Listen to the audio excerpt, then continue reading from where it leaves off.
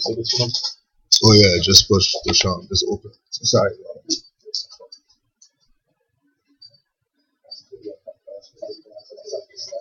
Oh, see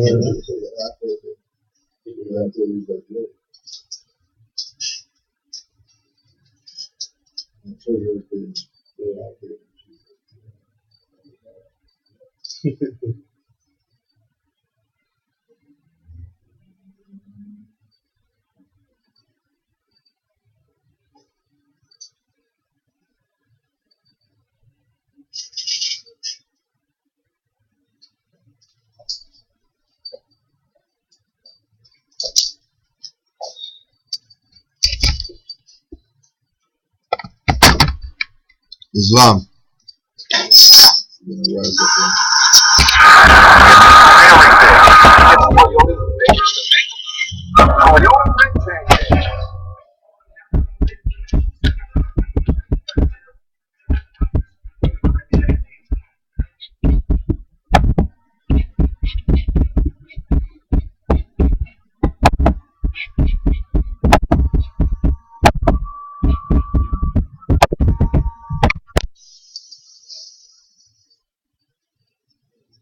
Father on the left, two on the right. Repeat after me. Allah, the Father of the universe. Allah, the Father of the universe. Father of love. Father of love. Truth.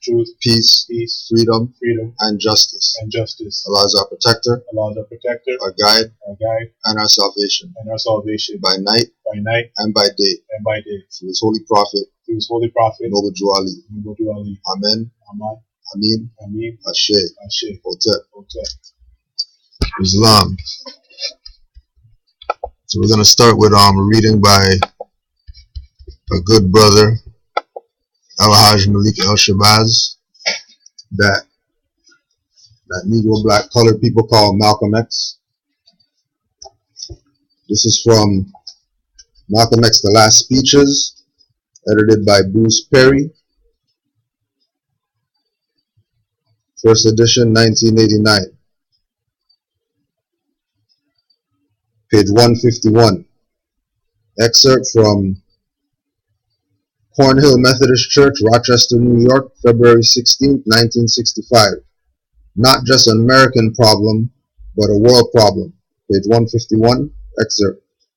And in order for you and me to know the nature of the struggle that you and I are involved in, we have to know not only the various ingredients involved at the local level and national level, but also the ingredients that are involved at an international level. And the problems of the black man here in this country today have ceased to be a problem of just the American Negro or an American problem. It has become a problem that is so complex and has so many implications in it that you have to study it in its entire world, in the world context or in its international context, to really see it as it actually is. Otherwise, you can't even follow the local issue unless you know what part it plays in the entire international context. And when you look at it in that context, you see it in a different light, but you see it with more clarity. Right? Right? Yeah. No kill crackers and stuff like that. You know what I'm saying? Yeah. You know? Yeah, he said black man in there, but in him saying black man, he's also saying American, which is the indigenous people, right? So he's saying that it's the American problem, and it's not just the American Negro problem. It's also the American problem. He didn't say white people, like you would have said before. So this is the transitioning, right? He's seen the big picture. He's seen the big picture. He's seen it from an international perspective. He stopped looking at it from that local perspective. You know what I mean? KKK killing black people. It's bigger than that, right? It's something that involves like the human family. It's not just, right? So it has become a problem that is so complex and has so many implications in it that you have to study it in its entire world, in the world context. or in its international context to really see it as it actually is. Otherwise, you can't even follow the local issues unless you know what part it plays in the entire international context, right? So go online if you have, your computer in front of you, obviously, and look up Indian Moors. So before 1911, Ceylon census, Moors in Sri Lanka were counted as one. So in 1911, there was a census in Ceylon that they call Sri Lanka today, right? And in that and before that census in 1911, right, Moors in Sri Lanka were counted as one.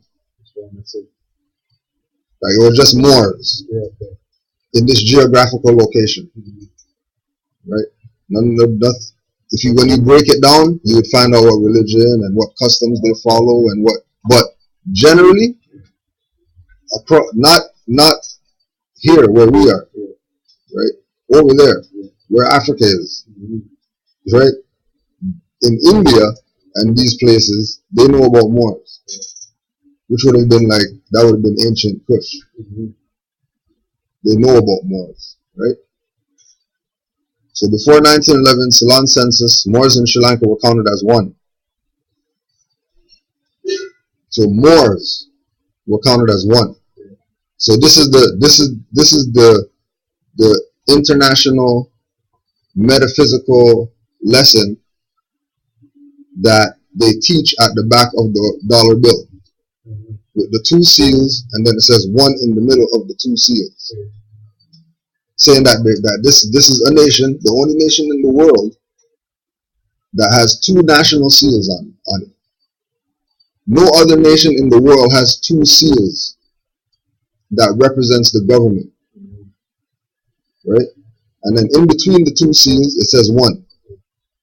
So there's been an agreement, there's been a contract that, okay, you see all this killing niggers and all this stuff, and hanging people on trees and burning people and picking nigger and all that, like, that has to stop, right? And we're talking about ancient stuff. We're not talking about the modern Black history lynching and stuff. We're talking about the past stuff between the Romans and the Moors that's been going on since, you know what I mean? Since they came out of the cave, right? That we put them there. So it's our responsibility now. So we took the responsibility and we said, okay, you know what? As the founders of civilization, since you can't live anywhere, because I don't know why you're coming all the way over here to come get land over here. But okay, fine. This is what you have to follow. And this thing that we're giving you is something that comes from our ancient government that's already here. We're just allowing you a drip so you can, you have something, right? All you have to do is just follow these guidelines right here. That's all, right? Don't worry. We'll talk to the Sultan, right? We'll make sure that you get passage. We'll make him sign the thing. Don't worry, because these are our dominions. There's no Morocco in Africa in these times, right? So somebody had to say that they were Morocco if the treaty is with Morocco. And if it wasn't the people who were in 1956, then who was representing Morocco at that time?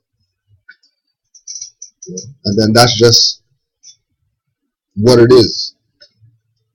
There's nothing to go check and whatever. That's why not only don't they talk under the pyramid seal, they can't talk under it, because that's not them.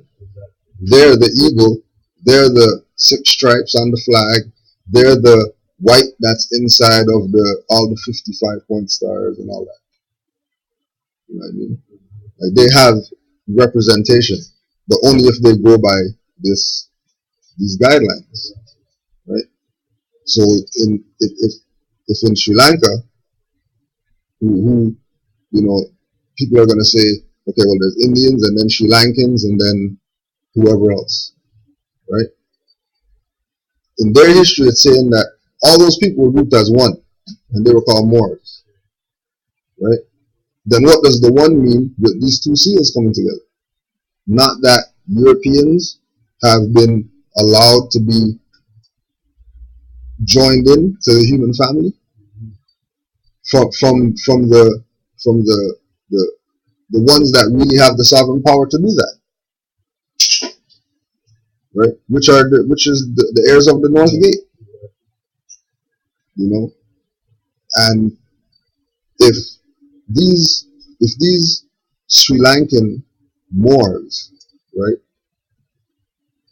after a period of time weren't known as Moors anymore, now they're known as Sri Lankan, Indian, Pakistani, or whatever, when it tells you that they were all called Moors originally, not too long ago, then that means that was a process of denationalization. And once they denationalize the people, then they say India Company, and then take off company a few years later, and then everybody thinks that India is the land, and now they have the crops for their um, system, right? That they're only going to be reaping because they created those crops called Indian, Sri Lankans, Pakistani, and they do whatever they're going to do to them, right? Just like the Jamaicans and the Maroons. The Maroons are on the side. They're like, well, whatever, being able to do everything that everybody else is doing. And then the Jamaicans are trying to pretend like they got some independence, right? No different than the Negro black colored people, right? Denationalized. You're once known as Moors in these territories, right? There's a reason why, the Treaty of Peace and Friendship doesn't say black people anymore, or black slaves, or, African slaves, or it says Moors. So that means so if we look at, and remember, El Haj said we have to look at it internationally now. So if you look at everything from an international perspective now, right, we can see what Noble already talked about, where he talked about the capital, right? This is the capital of the dominion of Egypt, and right, and that the inhabitation of the ones who received permission from the pharaohs was from the continent across the Great Atlantic to over here. That's international, right? That's what Noble Jolly was talking about when he made that statement. Because keep in mind that that part isn't in the Aquarian Gospel, or the ending of time and fulfilling of prophecies isn't in the Aquarian Gospel, or unto thee I grant, or whatever they want to call that book, which is a universal book or a quote unquote international book that anybody has access to it if they're on the level to get that information, right? It's just like when they say in the Adab chamber, well, we're not going to call his name because it's in the Adab chamber. So, we can't let anybody else know the name, the real name of the Christ. But we'll just keep it in the Adab chamber to ourselves. Then throughout the whole Quran, the Mecca, the name's in there. So certain things aren't secret, right? There's a reason why there's double sealed government in these lands. There's a reason why every time you read El Hajj speeches, he's always talking about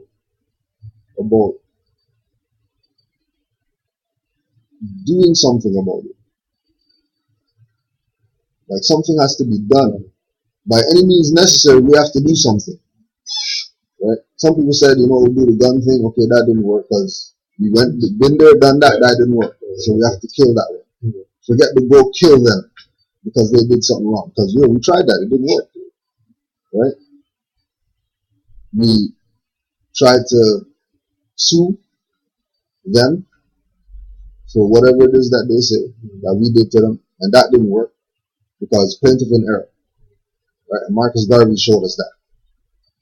We don't even have to go to Dred Scott. We use something recent, who everybody knows, Marcus Garvey. Okay, well, his case was plaintiff in error. Why? Because his name's Garvey. Garvey's a European, and you lose. Because you're saying you want to go back to Africa, but you have a European name. You're obviously a slave. So you have no rights that the quote-unquote U.S. is bound to respect. And Judge Taney told him that. Or Justice Taney. Right? So from the census onward, they were divided into Indian Moors and Sri Lankan Moors. Right? So that's like Black Moors, and African Moors, and Arab Moors, like Dr. Ben was talking. Right? That you can't say a name without attaching that to it, because that's the foundation. You have to attach more to it if you're going to use it. If you're going to use something out of context, like I'm black, if you say I'm a Blackamoor, yeah, I'll go with that. Let's go then. I'm down for what you want to do now. Just say that I'm a Blackamoor, right? Because if they're going to say Indian Moor and Sri Lankan Moor and Arab Moor and Filipino Moor and Asian Moor, like, why not? Right? Because it's an international thing, right? It's something that needs to be done, not because we say so, because we're Moors. Because if you honor and respect, who you call Malcolm X and what he said and what he brought to you. Okay, well, he brought to you that you have to look at things from an international perspective. And if we're saying that we're black people, we're obviously not looking at it from an international perspective, because internationally, that doesn't exist. There's no such thing as black people internationally. It doesn't exist, right? So we brought up the whole Sri Lankan thing and all that, right? To just touch on something that I saw in the paper today, just to show. So we're looking at this from an international perspective now. So now we got the paper, right? And we have to look at this not from a local perspective. We have to look at this internationally. What are these people really are, right? By doing this, right? So 75,000 flock to parade. Sikhs celebrate Khalsa Day. Page 4, right? And then this is the picture that they have. Right? A brother Sheikh there wearing his turban, right?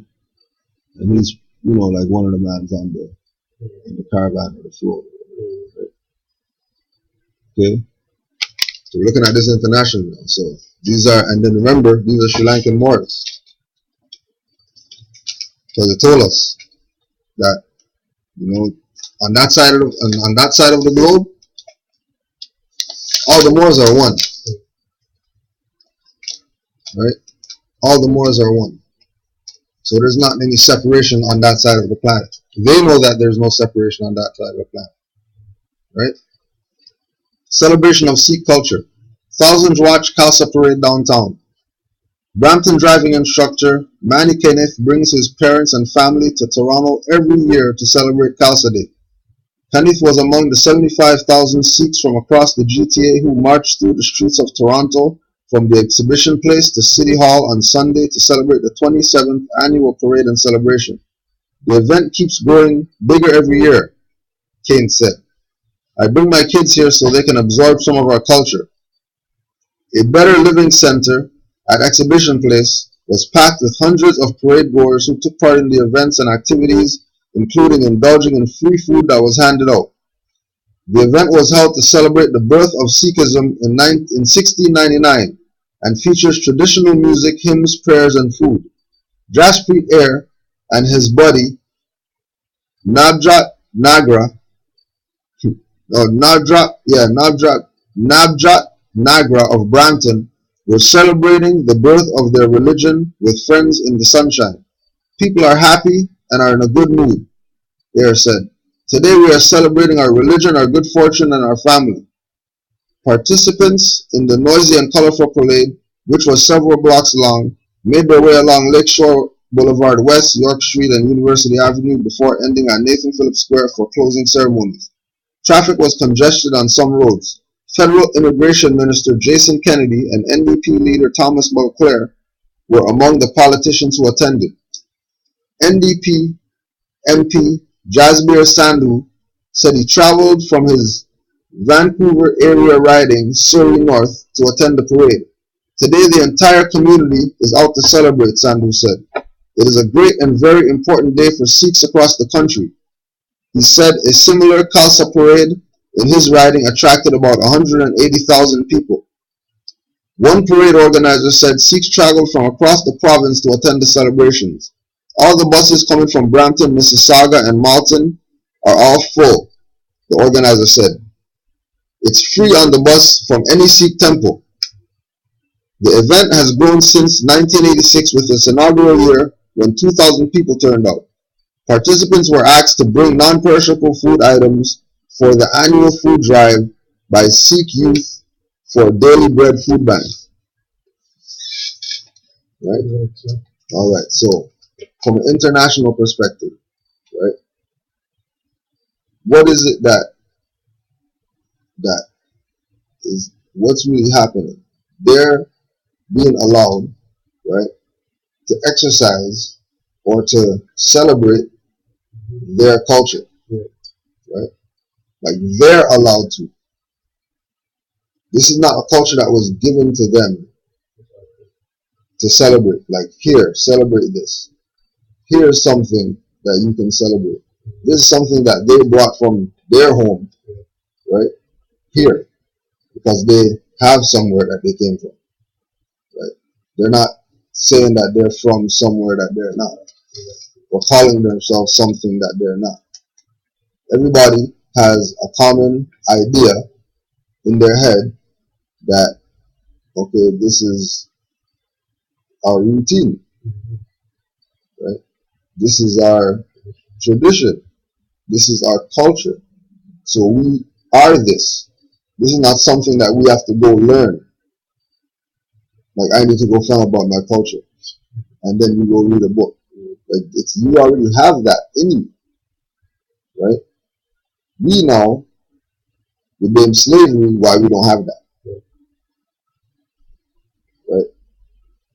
Instead of recognizing this as our culture, because Sri Lankans are Moors. So to put it internationally, right? There's supposed to be relations with us and the Sikhs, which we have because we know Sikhs and stuff. You know what I mean? Like we build them, they are on national principles. That's why they have a temple, right? That is like quote unquote a consulate. You know, that they can go to and they can go there and seek refuge, you know, and that's in, and they're in, well, they're not really in a foreign land. That's why they're able to come here, right? Like this is their land too. They know that this is, you know, just like how we say, oh yeah, we came from Africa. They're over there saying, yeah, we came from America, right? And they're coming back home. You know what I'm saying? Right? Because they're looking at things from an international perspective. They're looking at this from the history of the Vedas and what we know as our culture as a conglomerate, not as this sect over here and then these guys over here and then these guys over here. And all of that, even to them, breaks down to Moorish history, not Indian history or Sri Lankan history. Like it is, that's what it is to them, right? So on the note of looking at things internationally, right? We're gonna go to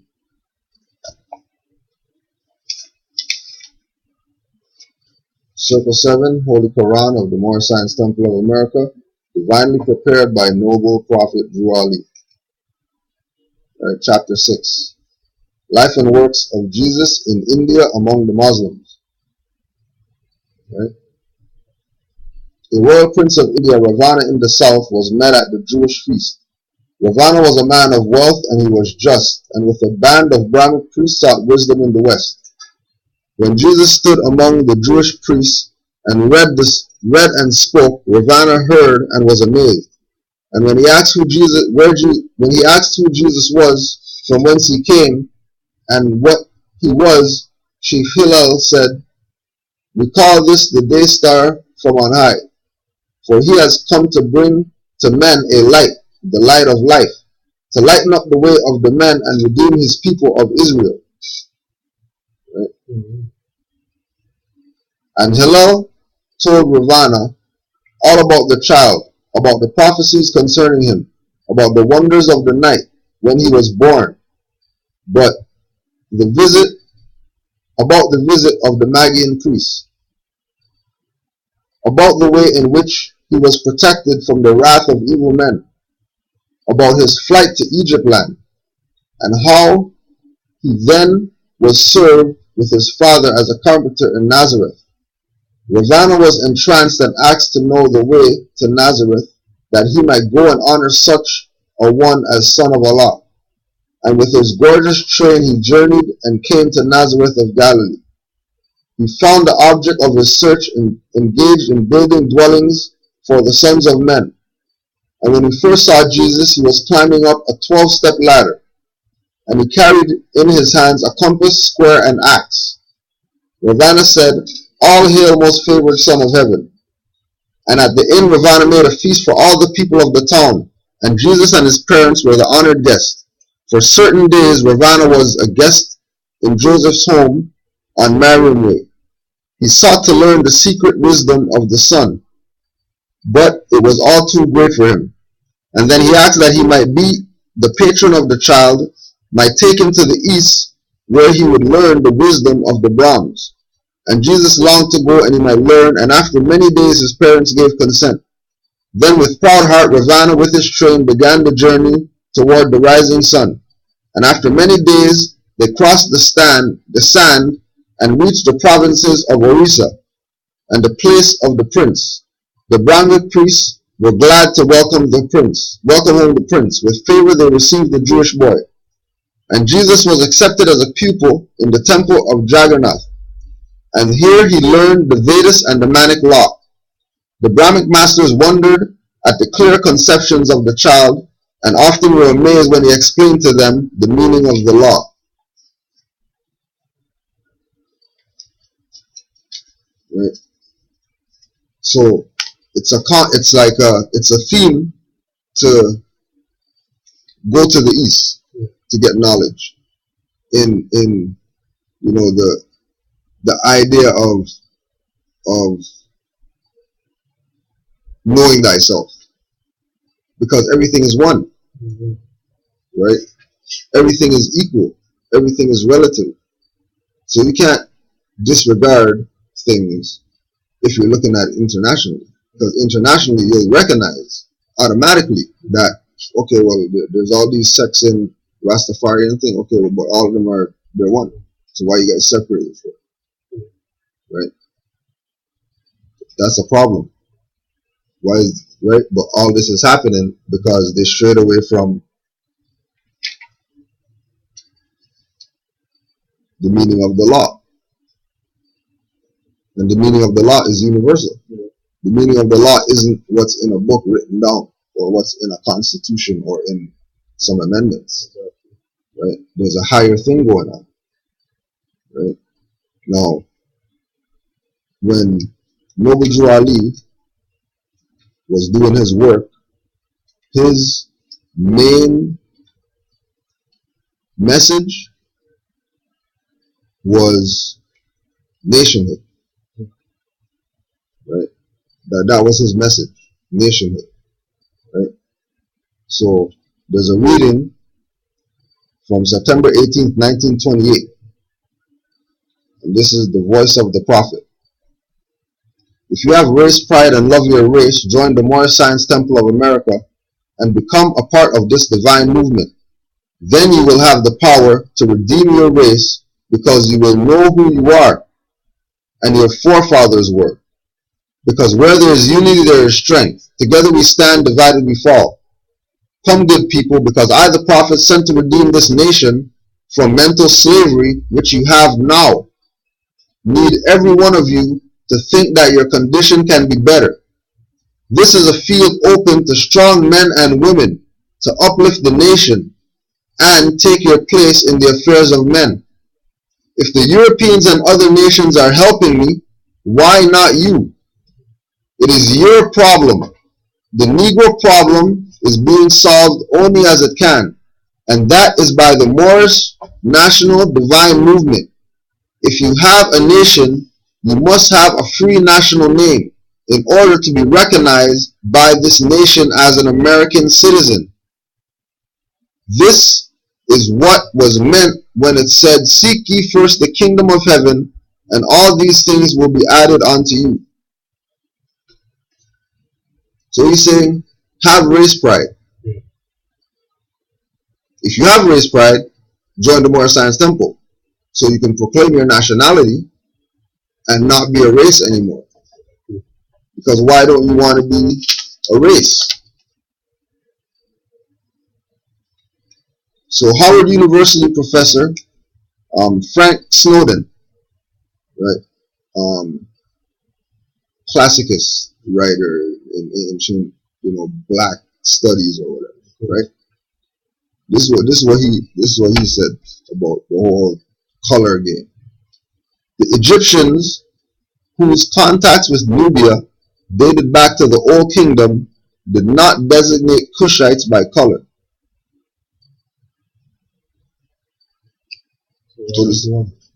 Same thing like the Sri Lankan thing. They're not separate people. All of them are one. If that guy says he's Sri Lankan, then he's also Indian and he's also Pakistani.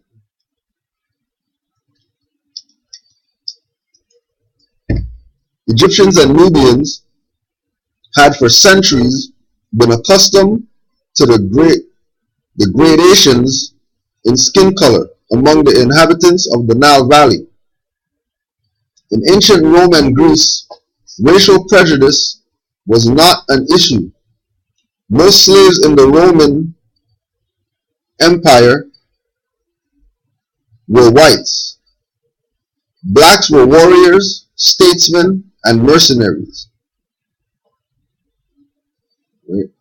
So we never had that subordinate position in ancient times.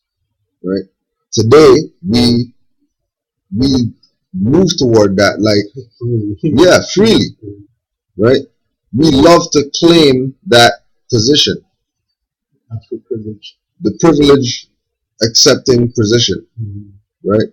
Opposed to the doing side that Malik Shabazz talked about. Right?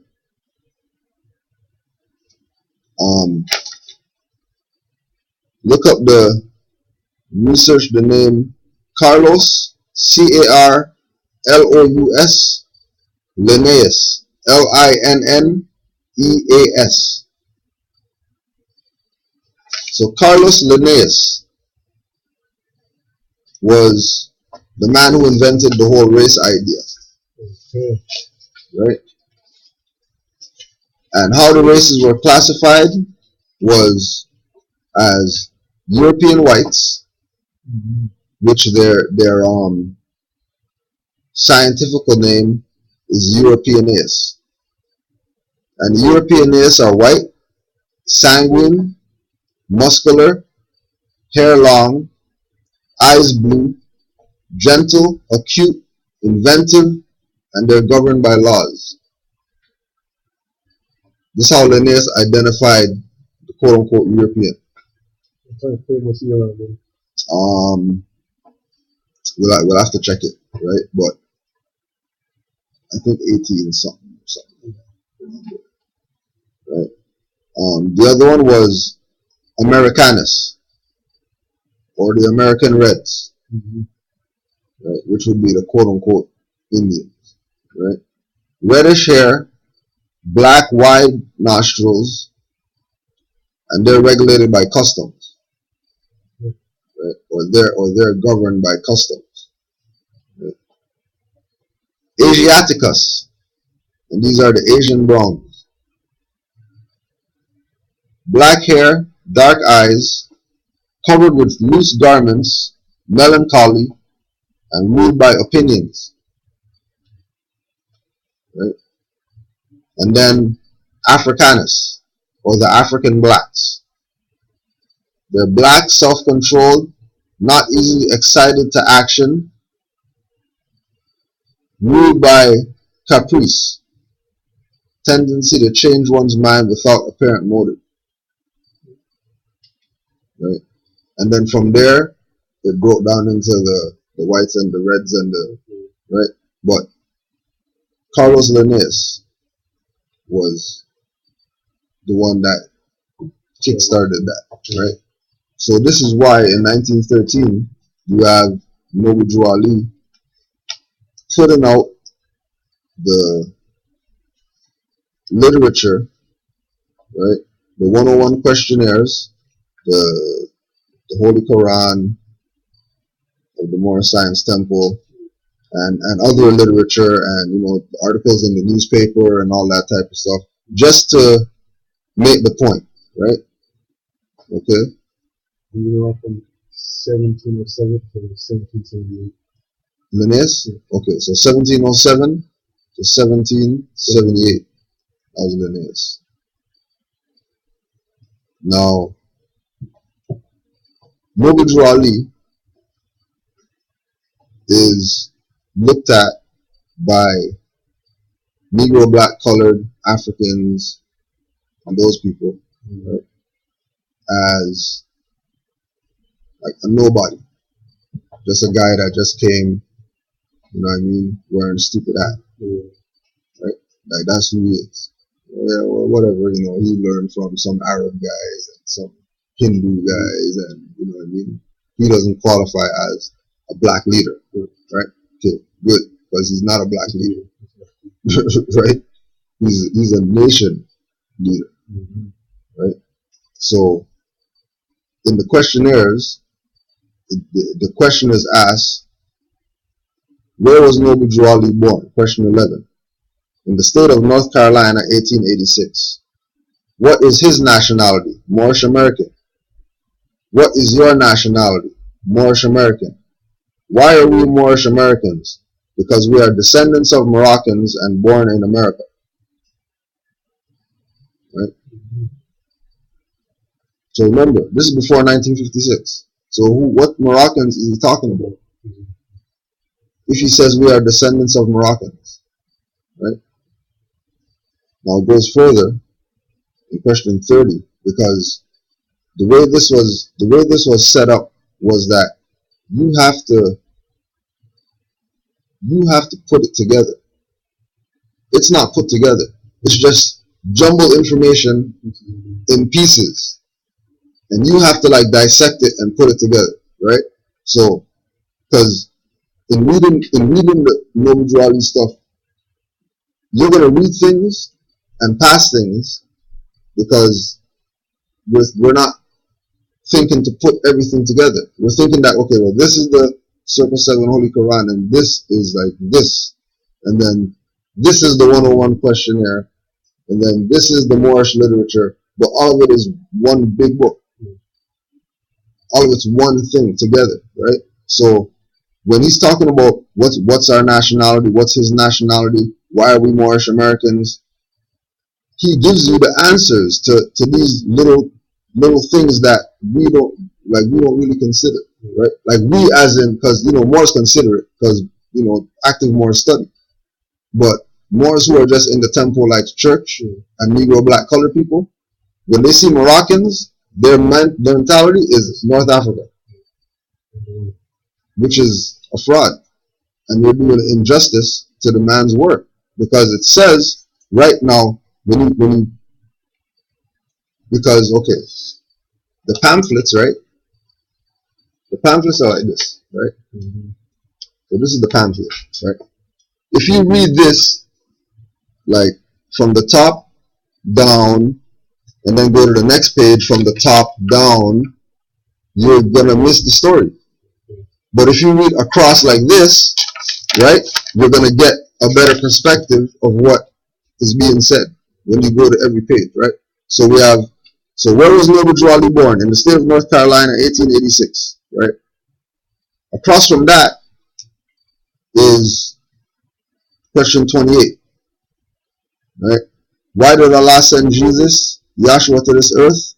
To save the Israelites from the iron hand and oppression of the pale-skinned nations of Europe who were governing the portion of Palestine at the time. Okay, so those ones there, they don't really match up. There's nothing. It's not saying that, right? What is his nationality? Moorish American. Then 29 says, how long has that been? About 2,000 years ago. It's kind of connected because, you know, it's kind of saying, okay, what's our nationality? Moorish American, and that it's been around for at least 2,000 years here, right?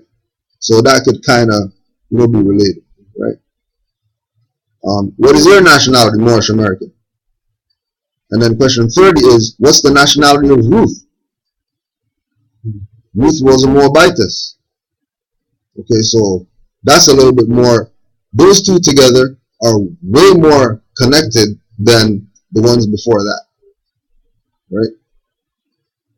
Because this little section right here now goes into a back and forth as far as the page is concerned, not going up and down on the one page, right? So why are we Moorish Americans? Because we are descendants of Moroccans and born in America. And then the next 4 questions, right, is what was Ruth? Ruth was a Moabitess. What is the modern name of Moabites? Moroccans. Where is the Moroccan Empire? Northwest Amexem. What is the modern name of Amexem? Africa.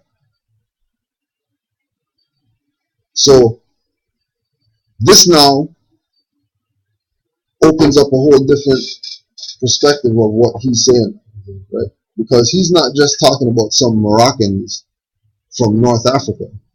He's talking about the Moroccans who were actually ancient Moabites who were actually connected to Ruth, which everybody knows that that's a real legit lineage, right? Like it's a real lineage. Just like we say Sikhs, and people know, okay, yeah, we know about those guys. They have a history that goes back to, and they can trace it. Or they say Buddhists, and they have a history, and then they can trace it back, right? Right. So with us getting the information, right, we have to do things with it. Like we can't just have it as it is and just think that, yeah, you know, oh, he brought the, because he said everything that I say is spirit. So if everything is saying is spirit, you have to put this upside down and read it. It's gonna say something that you didn't even think that was really in there. You know what I'm saying? Right? And if this and if that's just a 8-page pamphlet, what if we do that with the Silver Seven? You know? What if we do that with bigger books? You know what I mean? To get that broader perspective. And what we're training ourselves to do is just to see things internationally. On a wider scale. Because we have to look at things on a wider scale than how we're looking at it, even as Moors. Right? You know? Because it's like there's still Moors that say black. You know what I mean? Like, I'm really saying that when, you know, it's in the literature, right? Name some of the marks that were put upon the Moors of Northwest by the European nations in 1774. Negro, black, colored, and Ethiopian. So 4 years before this guy died. Right. Right? So 4 years before he died, Noble Drew Ali said, yeah, Carlos, yeah, before Carlos died, right? Before Carlos died, Noble Drew Ali is saying that the marks that were put on the Moors by European nations. The marks that were put on the Moors by European nations were Negro, Black, Colored, and Ethiopian. So if we identify ourselves by any one of those names, we're agreeing that we were marked by the European nation.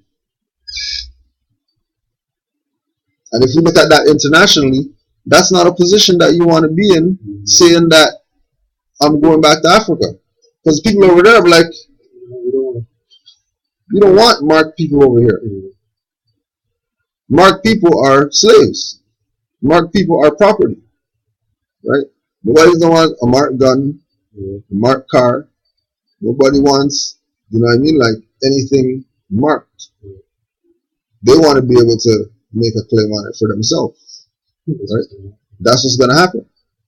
You know what I mean? Right? So with the prophet saying that we're Moorish American, he's making it known. Right now, we read earlier that the prophet said, "This is a field open to strong men and women to uplift the nation and take your place in the affairs of men." Right? Now remember that by putting all of it together, we now have a broader perspective of what was really brought to the Moors, that they didn't really realize what was brought. Like they still don't know what Noble Drew brought. Some Moors know, and they took necessary steps from back in that time, not like modern Moors, right? Like Moors from after the prophet passed, there were Moors that did certain things, right? So one of the things that we're gonna just put out there is the access to information about the Moors, right? That is out there. That it's not something that you can't get, right? So this is some information that we pretty much put in a request for with the Copyright Office, right? Copyright Office and the Library of Congress. Because in order to file things in the Library of Congress, it has to be copyrighted, right? So this is Copyright Office with claim of copyright registered under number AA 222141, right?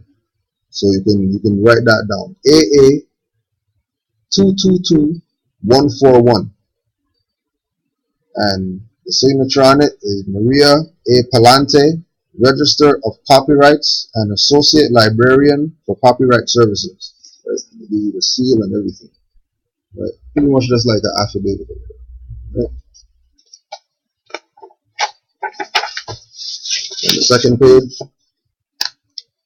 copy of application AA 222141.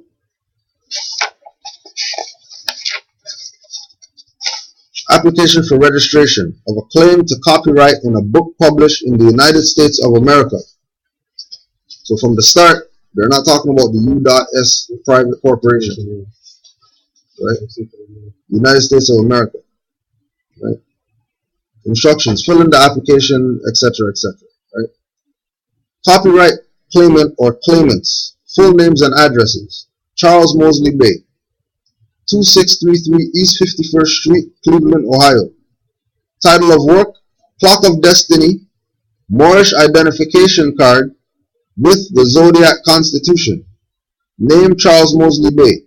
Citizenship: Moorish American. Give a brief statement of new matter in this edition.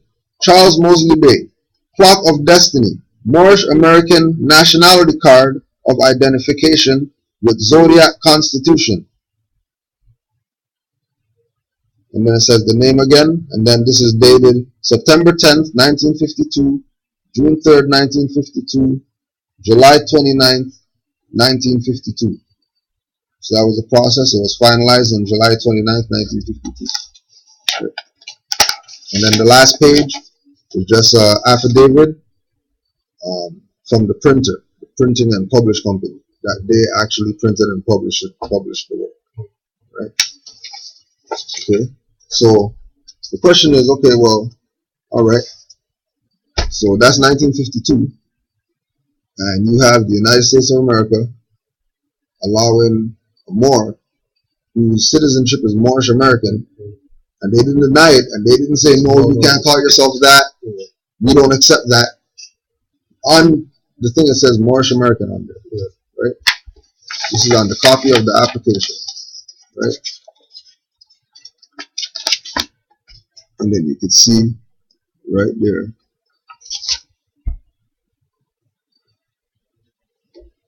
that it says Moorish American, just so everybody can see. So it is a citizenship that's recognized. They didn't scratch it out and say, no, you can't put that there, right? So we go now to AA 222141. Now this is from Civic Lesson Book number 14, CMA certificate number AA 222141, and Moorish Civic Relation Concepts by Brother Taj Tariq Bey.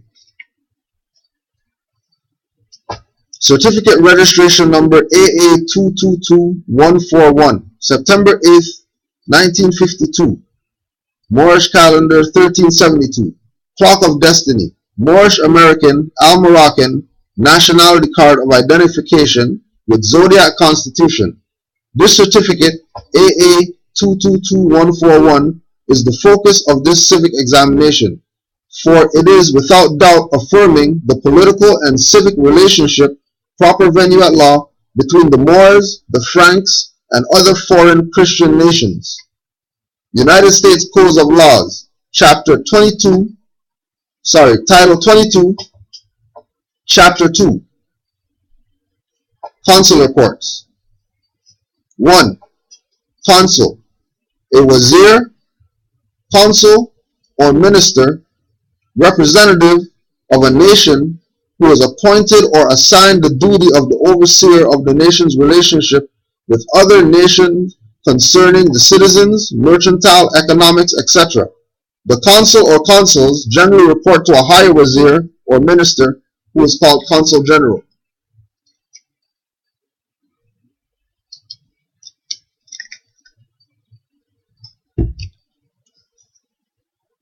Consular courts. Consular courts generally deal with civil cases and in some circumstances have criminal jurisdiction. Consular courts are courts held by consuls of one nation or country in the territory or jurisdiction of another nation or country. These courts are operated under the authority of treaties which are constitutionally enforced.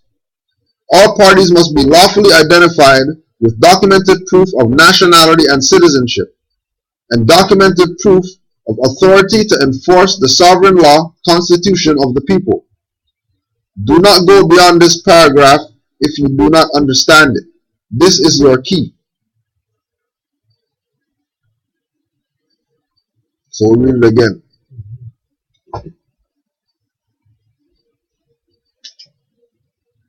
Consular courts generally deal with civil cases and in some circumstances having criminal jurisdiction. Consular courts are courts held by consuls of one nation or country in the territory or jurisdiction of another nation or country. These courts are operating under the authority of treaties which are constitutionally enforced. Right? So to find out what's constitutionally enforced, we'll go to the Constitution. So if we go to the Constitution, which Noble Drew Ali also said to enforce it,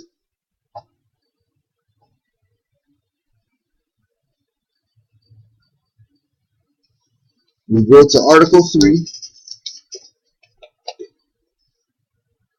Article 3, Section 2 of the Constitution. that people would say that this is European document, right? This is the United States, United States of America Constitution. Right? The judicial power shall extend to all cases in law and equity arising under this Constitution, the laws of the United States and treaties made or which shall be made under their authority, to all cases affecting ambassadors, other public ministers and consuls, to all cases of admiralty and maritime jurisdiction, to controversies which the United States shall be a party, to controversies between two or more states, between a state and citizens of another state, between citizens of different states, between citizens of the same states, claiming lands under grants of different states, and between a state or the citizens thereof and foreign states, citizens or subjects. In all cases affecting ambassadors, other public ministers and consuls, and those in which a state shall be party, the Supreme Court shall have original jurisdiction. In all other cases before mentioned, the Supreme Court shall have appellate jurisdiction, both as to law and fact, with such exceptions and under such regulations as the Congress shall make. The trial of all crimes, except in cases of impeachment, shall be by jury, and such trial shall be held in the state where the said crime shall have been committed. But when not committed within any state, the trial shall be at such place or places as the Congress may by law have directed. And now, looking at the state of the government and Congress being bought out and all that stuff, yeah, we could see why people don't want to gravitate to this because, Congress has power, right? But their obligation is really to the treaties before that their so-called ancestors did, and then this. So this paper trail that we have, right, which includes, from the Treaty of Verona in 1213 coming up to here. This paper trail is proof that they've been dealing with the Moors for this whole time. And then CMB is proof that Moorish American is a real citizenship, right? Because the Prophet brought it. And then when we go to the Prophet, it's going to say, what's your nationality? Moorish American. And really, it's really Moroccan American. It's not really Moorish American. It's really Moroccan American. That's really the nationality. The original Morocco, which we have to resurrect, right? Okay, because it's not like when we look at things, right? We can't see different things and get scrambled, right? For example, so now don't forget the one that had to do with the consuls, right? Now let's go back for a second.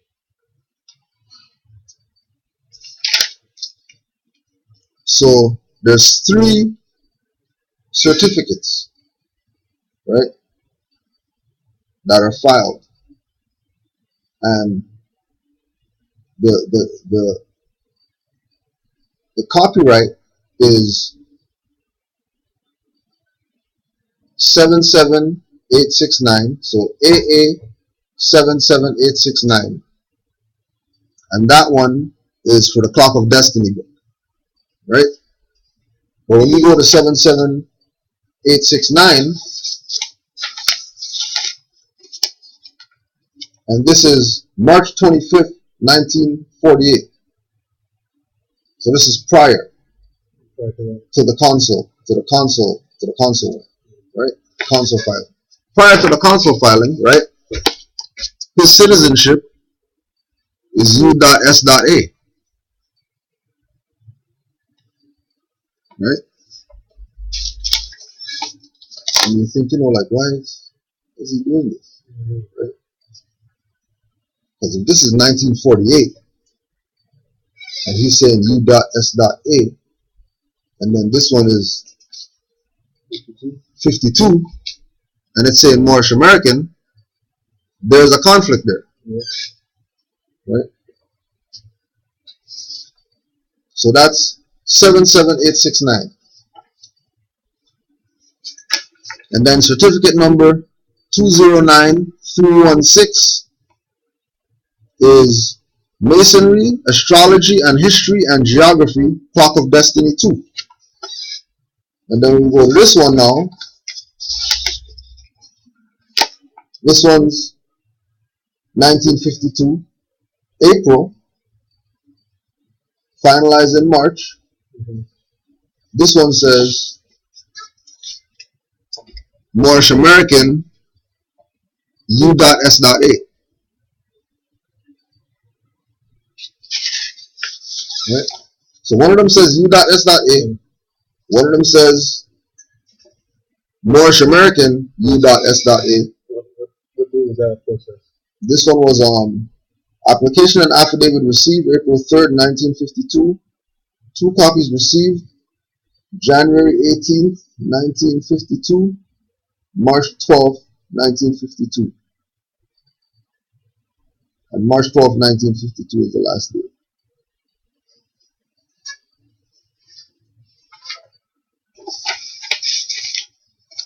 And this one is September 10th, 1952. June 3rd, 2 copies received, and 3 received July 29th, 1952. So we have September, Moorish American, April 3rd, 1952, Moorish American U.S.A, and March 25th, 1948, right? U.S.A. Right? So we already know, just like Noble Drew Ali saying the Old Canaanite Temple turned into the Moorish Holy Temple of Science, and then that name got changed, and we followed the protocol, and see Herod's Revised Statute, chapter 32, 36, or appointed, or warden, vestryman, or whatever name they might adopt, right? And then, we have the Moorish Science Temple of America. It's the same thing that CMB did with the literature that he put in there. But the one that had to do with the nationality is the one that had the citizenship on it, right? Which is going to connect the Moors to Article 3, because consuls, ministers, and then, minister is not a political station. A minister is a religious governmental position, right? Like the Vatican, right? That they have a certain amount of power. Islam, fam. You say we beat it. For real, Islam. Right? So with checking the dates now, we realize that, okay, even CMA knew what was good. You know what I mean? Right? Because the one that has, and on top of that, it says Moorish American nationality card. Right? It doesn't say Moorish anything else other than Moorish American. The same thing that Noble Drew Ali said is, and it's the same thing that he has down as the citizenship. So it's proof that it's legit, and proof that Moorish American U.S.A is a fraud, right?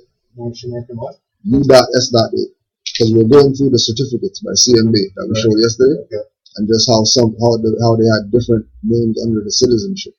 So one of them has U.S.A, one of them has Moorish American U.S.A, Right. and one of them only has Moorish American. You're saying the U.S.A is fraud. It's a fraud. Some other agents maybe. Who knows? Probably, right? Because it's not logical that he'll put Moorish American on one and U.S.A and then the other one U.S.A. Like that's not added. And CMB was at it, right? So the sellout could go really deep, right? You know, even the fact of going and getting these, right? Library of Congress doesn't have these numbers under these numbers. It doesn't have what under those? Like there's other stuff under these numbers in the Library of Congress. There's other information? There's other information, not the information from CMB. It's supposed to be attached to those numbers or not? You're saying that it's not there? I don't know where it is, but only people who would have access to it could move it around. You're saying these official documents that you showed us here. These are copies of official copyright filings. Yeah. So what that basically is a paper trail, right, where, for example, it would be like, let's say a book is sitting over there. Yeah. That is a piece of paper that says that book is over there. Right. But what you're saying is that if I go to that place in that library, that book's not there. All right.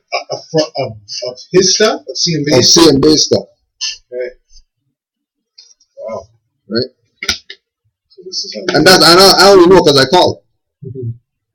Right. You know what I mean? Like, because it's not no big deal. You call them and you ask them questions, and you know. So it would be like me calling the reference library downtown here. Exactly. Saying you have this book over here. Yeah. And then they're punching up and saying, "Oh, you know, that's weird. It's sort of the same thing I said to the numbers here, but there's nothing on the shelf." Yeah, it's sort of like when I went to the library and they said they had that tape. Right. With more things. Exactly. Right. And the tape's not there. Right. Just so we know how deep the sellout is. Right. Because it had to be people who are Clock of Destiny, because that was its own Moorish chapter. Right. I don't know anything about that. Yeah, like Clock of Destiny is CMB's like Moorish Science Temple. Okay, that's what he calls. That was the idea, because you're supposed to take your place amongst the affairs of men. Right. So you're supposed to do certain things necessary in order to continue on the legacy of the Moors that Noble Drawley kicked off. And his interpretation or his vision is the Clock of Destiny. Right. Right. Because of following the teachings of the Prophet. Yeah. So he just that was the fruition. Right. Of what of the seed of the seed that was planted in him by what you're saying is what you're telling me because I was here yesterday with you guys. You're saying that stuff's not there. It's not there. Like it could, who knows? It could be the librarian, but you have to juggle it. You know what I'm saying, right? Because these things are accessible. It's not like people don't have these certificates. There are people who have it in their hand, that they have the registration number AA222141. That's a specific certificate that he filed for the Moors. So okay, let me just clarify. The certificate is what? Let's back it up. Sorry. Right? No. Let's back it up. Right? When Noble Drawley died, right, because he was assassinated by his own Moors, right? Certain Moors that were adepts took things into their own hands, and they used the knowledge that they had, being adept, and set up certain things for the Moors. Right? Those things even got infiltrated by people who were part of it. That, like the COINTELPRO streamline, right? It stretches far. It stretches into many of these organizations or whatever, right? This whole idea of toppling from the inside these organizations. I mean that's right? Part of their whole ploy, right? Okay, so now so in 1952, right? CMB decided to file a certificate, right, that included Moorish identification with the Zodiac Constitution. Okay? The Zodiac Constitution is where they get the United States Constitution. Okay. Because Zodiac Constitution is the divine Constitution. The divine Constitution. The physical constitution of the land would be the law of the Great Peace, that all the indigenous tribes and all of them agree that, yeah, that's what it is. And then the United States Constitution is the government contract. Right. So and then that's how the divine and the national side. Divine and the national side. Okay. Because that's what it is, the divine movement, a national movement. They're part and parcel. But okay, I guess what I'm having just for clarification, the certificate is what? It's almost like any proof. The certificate could be it's just really, paperwork. It's just paperwork, right? It could be paperwork. It could be like nationality paperwork that he filed, and a certain nationality card that looks a certain way, that you go and you say, yeah, I'm Moorish American, I want to get the AA22141. Right. You get those, fill them in, and then you file your paperwork in the Copyright Office, take it, file it in the Library of Congress. Now you have something in the public record. Right? Now you have something in the public record.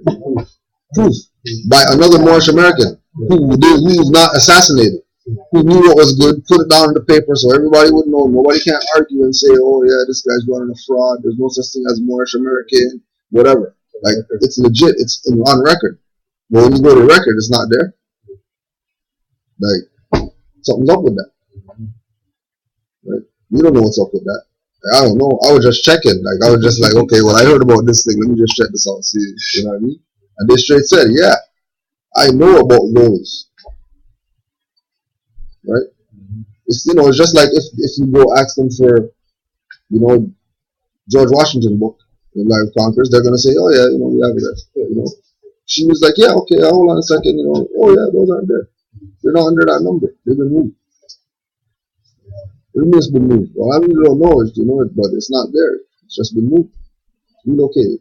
You should know where it's gone. You should know where it's gone, you know. But if she doesn't know where it's gone, then somebody who had the power of a Moorish American that had whatever access, original stuff, moved it, so nobody else could have access to it. Because why wouldn't you want anybody to have access to that unless you have an idea of, let's sell some paperwork? Just like Moors want to try to copyright Circle 7 and then say, yeah, we'll sell you a copy. Right? You know, a lot of people took their time and, you know, retyped it into their own book form or whatever. Like I'm saying, people who just took the same book that you already brought, didn't type anything over it, didn't do anything, and then said, okay, yeah, I want to file this and then I want to copyright. Right? So it's something that's legit. Moorish American is not like a fictitious claim. It's known citizenship. It's accepted citizenship. But if we don't do anything with it, which is what the point is about going at the Negro, black, colored people, how we do, because you guys think that it's a joke thing. You think that we're just, you know what I mean, like some funny hat guys just talking some shit. It's not really. You know? All you have to do is claim it. Because if there's going to be a book right here talking about consular corps, right? That's a book. It might not even be a Taj book. It might just be, you might just look up consular courts online and you find out something, right? And you find out that, yeah, there used to be consular courts in here, but then, you know, after a certain time frame, right? And it's funny that everything's happening around 54 to 56 when these guys brought in this flag and started claiming to be the heirs, right? Because the heirs were sleeping. They weren't doing that to try to undermine or take over. Because somebody's got to claim it now. If it's like, who's going to claim it? Europeans can't claim it because they're not part of the human family, so they can't claim it. On top of that, they're already connected through the two seals. So they can't make a claim. Like they're already trapped in a box. Right? They didn't really catch the play that they were trapping themselves by saying, okay, yeah, sure, we'll be, we'll accept the treaty and all the constitutions and all that.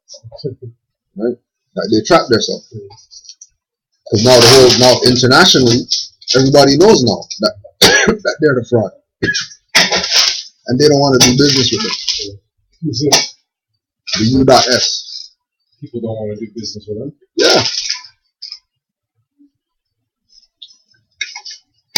So just to jump back to the certificate thing, sorry about that. What I assume is the certificate is proof. It's sort of like a proof that there is that there is something there. Right. Is that what the certificate really represents? Right. Exactly.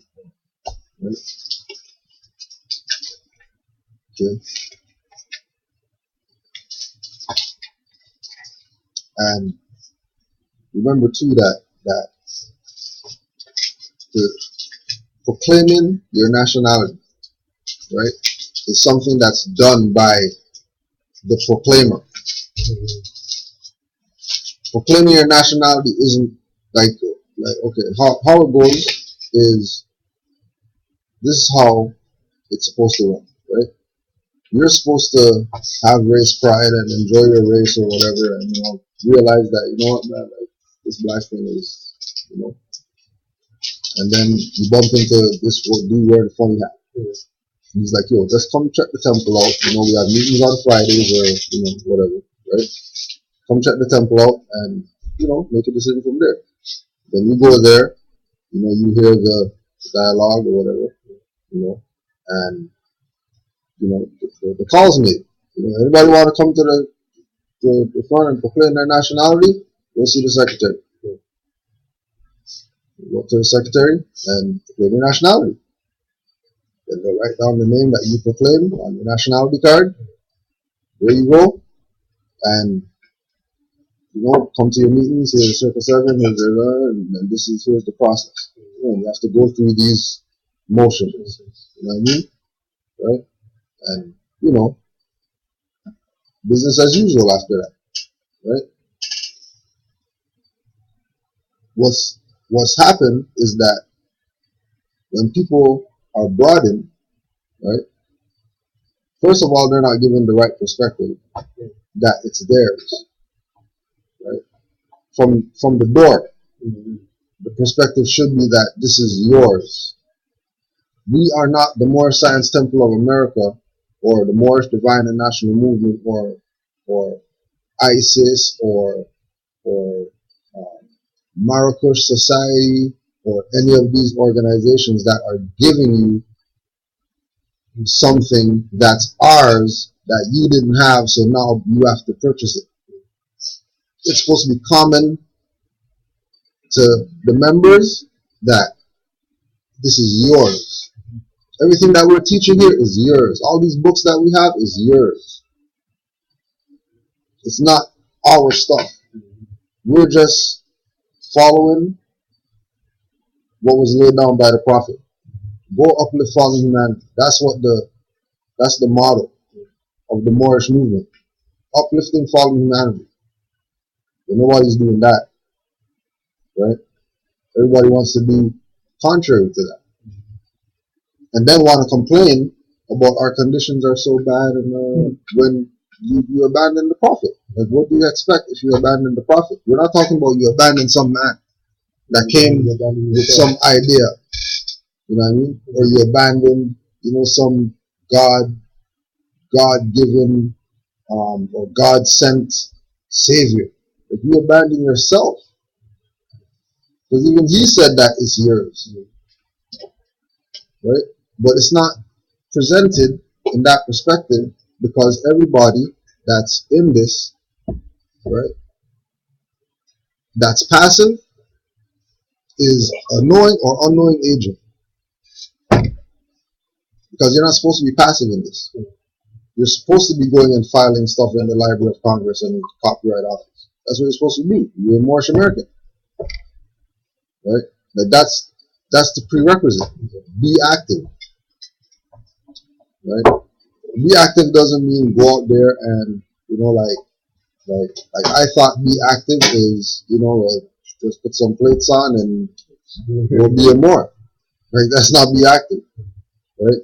That's a degree of being active, right? But be active is know thyself, like knowing that it's yours. You know what I mean? It's something that is already with you. Just like Sri Lankans know that being a Moor is what they are. Like they know that they're that. The Filipino knows that they're morals, right? And nobody's not really fighting them. They'll say Filipino to get some little benefits or whatever, but if it comes down to they're back to their original status because they'll just go back home one time, go back to where you came from, right? So in reaching out to the people like the Negro, Black, colored people, right? We have to go to them internationally from an international perspective. And as soon as they start the local crap, don't even go there. Yeah, but that's not even up for discussion, right? You can't even talk local because everybody else is dealing international. Nobody else is dealing local. Everybody else is dealing with what another nation or body of people are doing and then coming together on one common cause. Except one set of people. Right? The people who Prophet came since 1913 to cure them of mental slavery that they have now in 1913. And they still have it now. So what he's saying is not, it's repetitive because one, Moors haven't done their job, uplift all humanity. They want to try to say whose group's the better group to save people. When they would already laid it out, just give it to the people. Like you already laid out everything. Why do we have to create a new group or a new organization in order to do the work that has been going on since 1913? Because now you create a new group, now you have to found that now from when you created it, which you're not gonna do that in 99 years. Like you're 40 founding a group and expect it to have some longevity when there's something from 1913. And because the infiltrators initially told those people they got turned away from the Moorish movement. That's why they started their own stuff. Because they still didn't get the message. Because somebody said bye and they said, oh, forget that, and they just threw everything away. Instead of keeping the literature and reading it and seeing Noble Drawley saying that, well, this is yours. So, it's like, let's do that now. Right? To be proclaimed in every meeting. I hereby inform all members that they must put an end to all radical and agitating speeches while on their jobs, homes, or on the public streets. We advocate peace and not destruction. Stop trying out your cards with Europeans, for it causes confusion. There is much confusion caused by members trying out their cards. The cards are for your salvation. Failure of obeying my laws will be of severe consequence. We are for love, truth, peace, freedom, and when these principles are violated, justice must then take its course. Any member or group of members that seek to hold malicious feelings toward the temple or the prophet, or to violate the divine covenant of the Moorish movement, will receive their reward from Allah for their unjust deeds. All true Moors must obey the laws laid down to them by their prophet, and if they lose confidence in their prophet, give up your card and button, cease wearing your turban and fez, and return to the state where I, the prophet, found you. See, they don't do that. When they abandon the prophet, they don't turn in all the stuff, or they still keep the changed name, but they start some different organization. Instead of returning to the state where the prophet, if you're not going to follow the prophet, okay, go back to be the slave then. Go back to be the corporate person. Don't jack his energy now that you got some That info. in essence is what Right? they've been doing. Yeah. They're taking pure word and Tainting it for their economic, gain, their financial gain. which of course is not going to have any longevity because it's the same thing that really this whole mess has been really propagated on to begin with. Right? Exactly. Right? For this is a holy and divine movement founded by the prophet Noble Drew Ali. And if the prophet is not right, the temple is not right. So if the prophet's not right, then the temple's not right. Automatic. It's not even up for discussion. Prophet's not right, temple's not right. And clearly, you will know when the prophet's not right when you talk to Moors who are agents and unknowing, right? Because even the unknowing ones, they're faithful,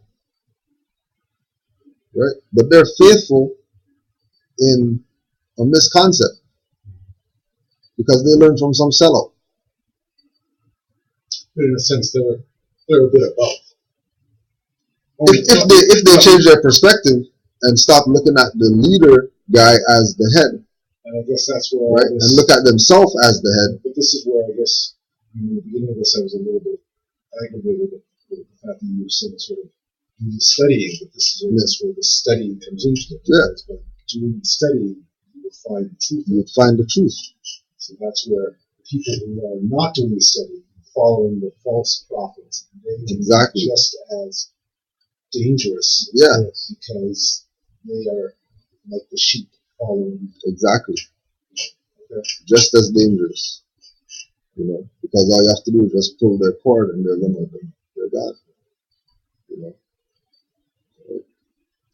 The prophet is sending out a divine plea to all true Moorish Americans that they may do their part in protecting their prophet and the temple.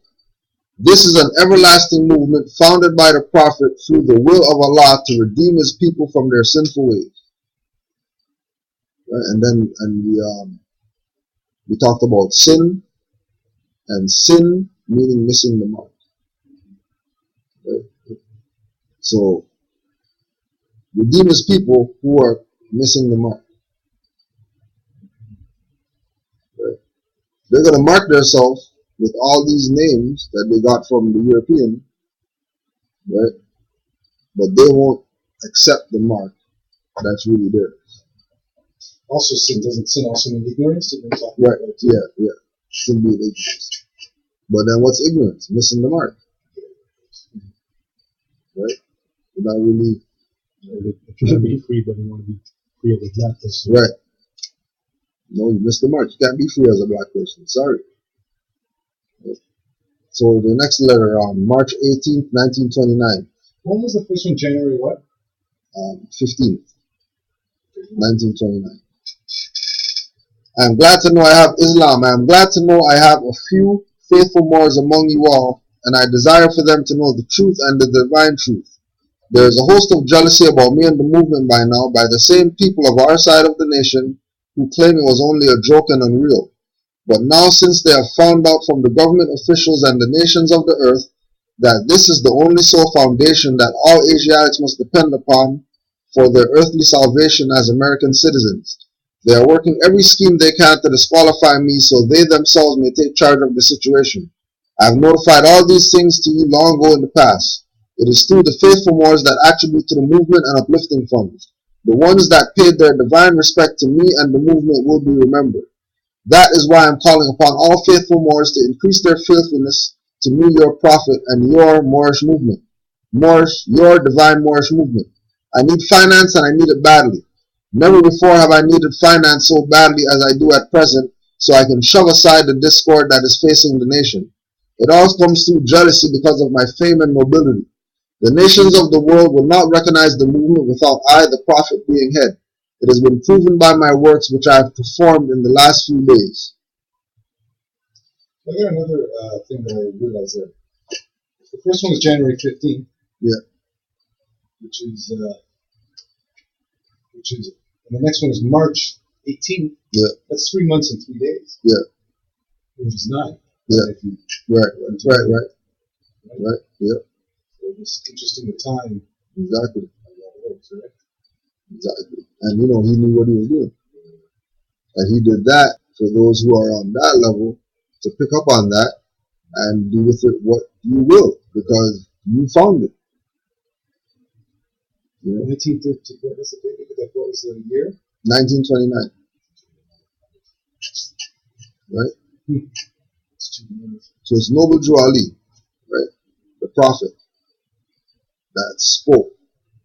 And Moors who were, this is why he said the third and fourth generation are going to see what I did, right? Because there's not too many Moors around his time that were even on anything.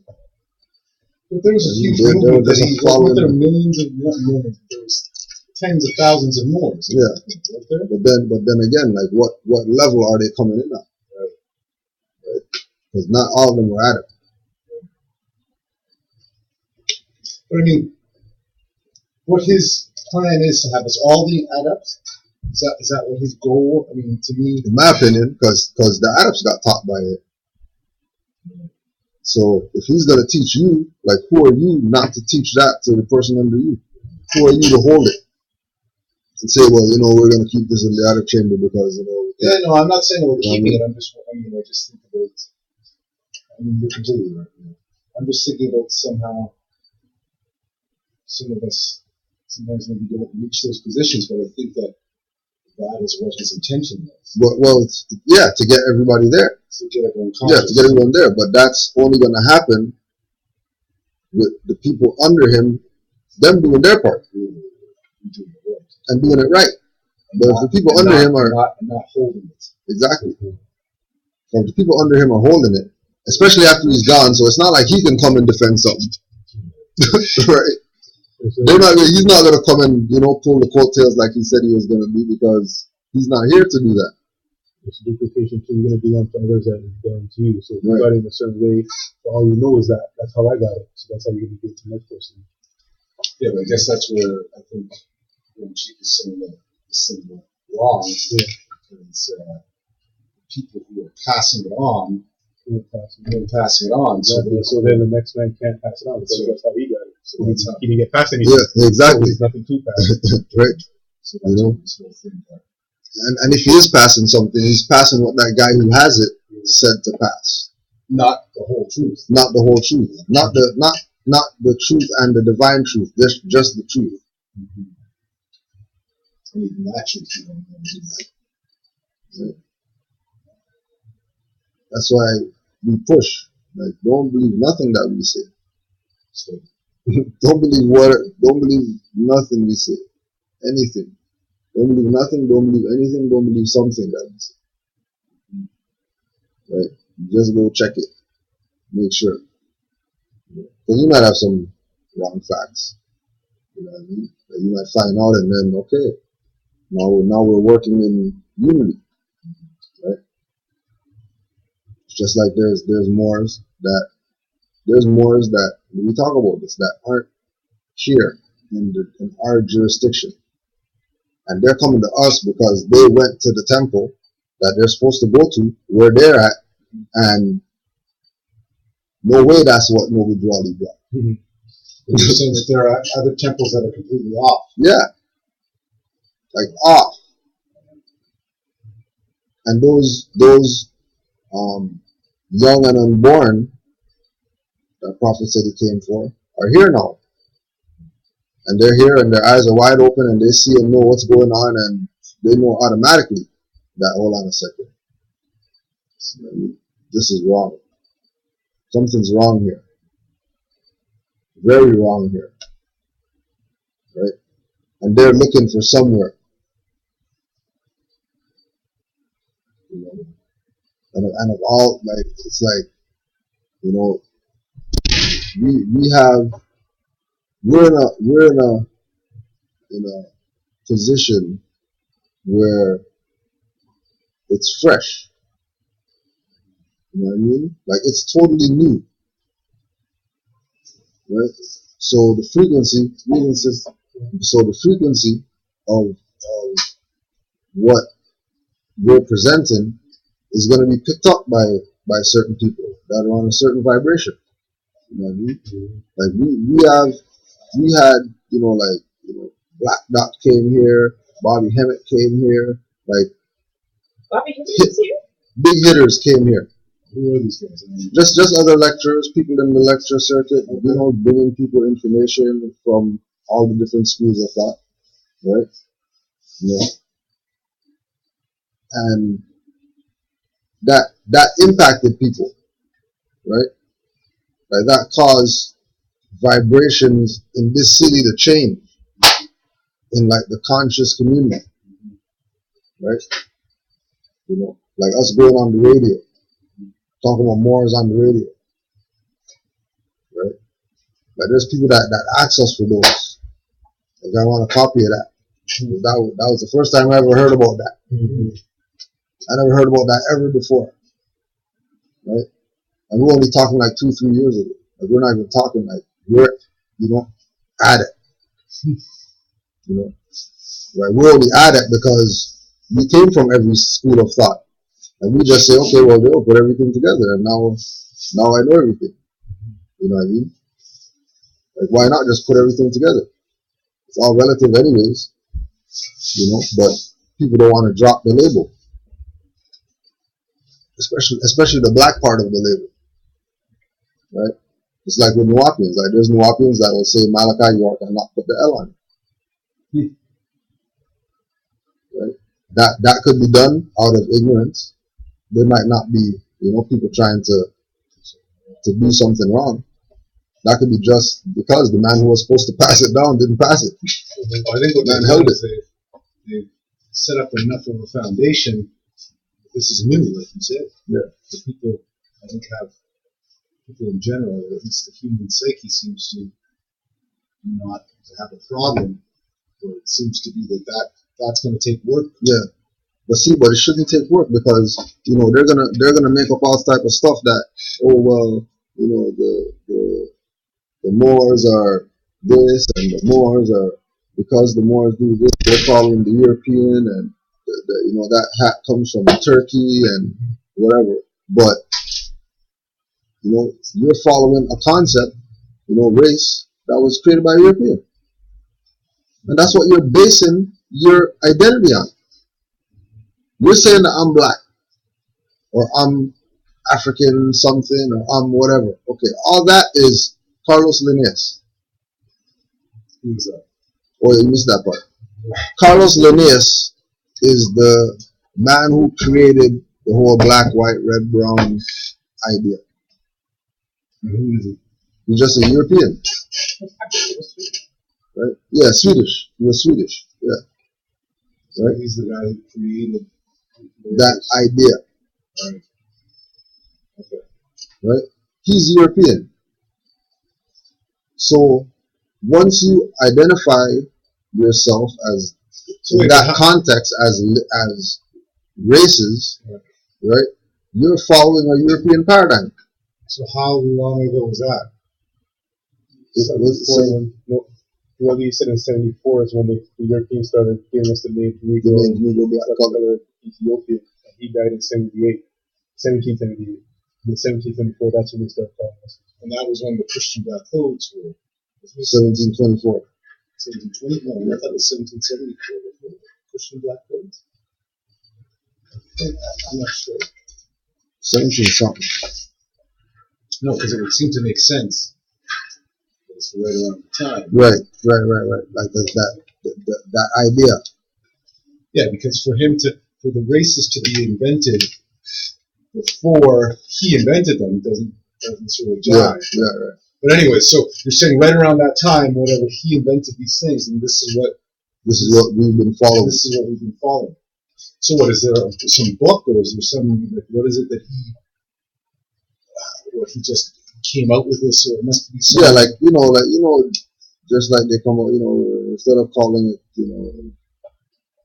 carbon, we'll call it melanin now. Now it's going to be called melanin, and we're going to write books on melanin. And all this. You're saying this gentleman was the guy who sort of that kicked this thing off, right? But it's just that's European mind frame. Mm-hmm. So the people who are saying black supremacy, black power, they want black this and dealing with the color game, that's a European concept you're following. Even saying African, because the like it breaks down like, we'll go over this again. Sorry. Europeans, right? EUROPEANUS, mm-hmm. right? That's European whites. Mm-hmm. Americanus is American reds. Mm-hmm.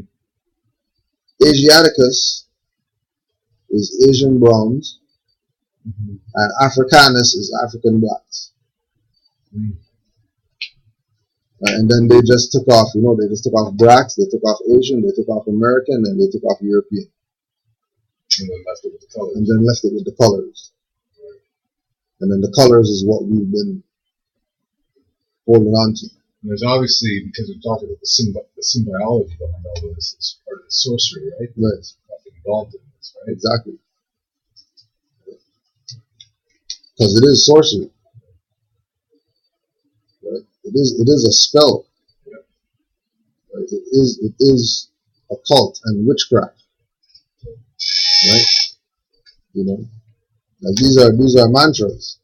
It's interesting, even before 4 years ago, when I was going through some problems, I wrote down that I said words are reflective of spells.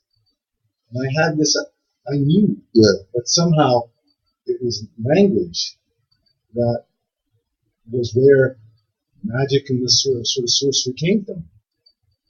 And so now you realize, this is what it's all been, right? Spelling. Yeah. It's the long term for spells. Yeah. Exactly. Right. And nobody really knew this. This is why, like when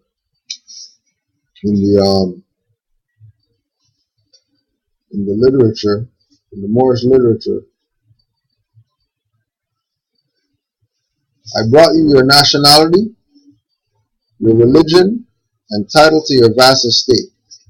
What do you want me to do? Kill you? So I brought you your nationality, Moorish American, right? So you have that. CMB proved that we have that part, right? We talk about what's the salvation for our people. How is, Noble Drew Ali's thing going to save our people? Okay, this is how it's going to save our people. He brought us our nationality, which is Moorish American. He even spelled it out for us, so we know what it is, right? So we have that. It's like being a lost people and him saying, here's the exactly. Exactly. Here's the way. Right? Go ahead. I was going to say what they were saying that also about Jesus, that in his homeland, they didn't accept it. Yeah, exactly. But elsewhere they did. Right. They benefited. Right. I brought your nationality, your religion.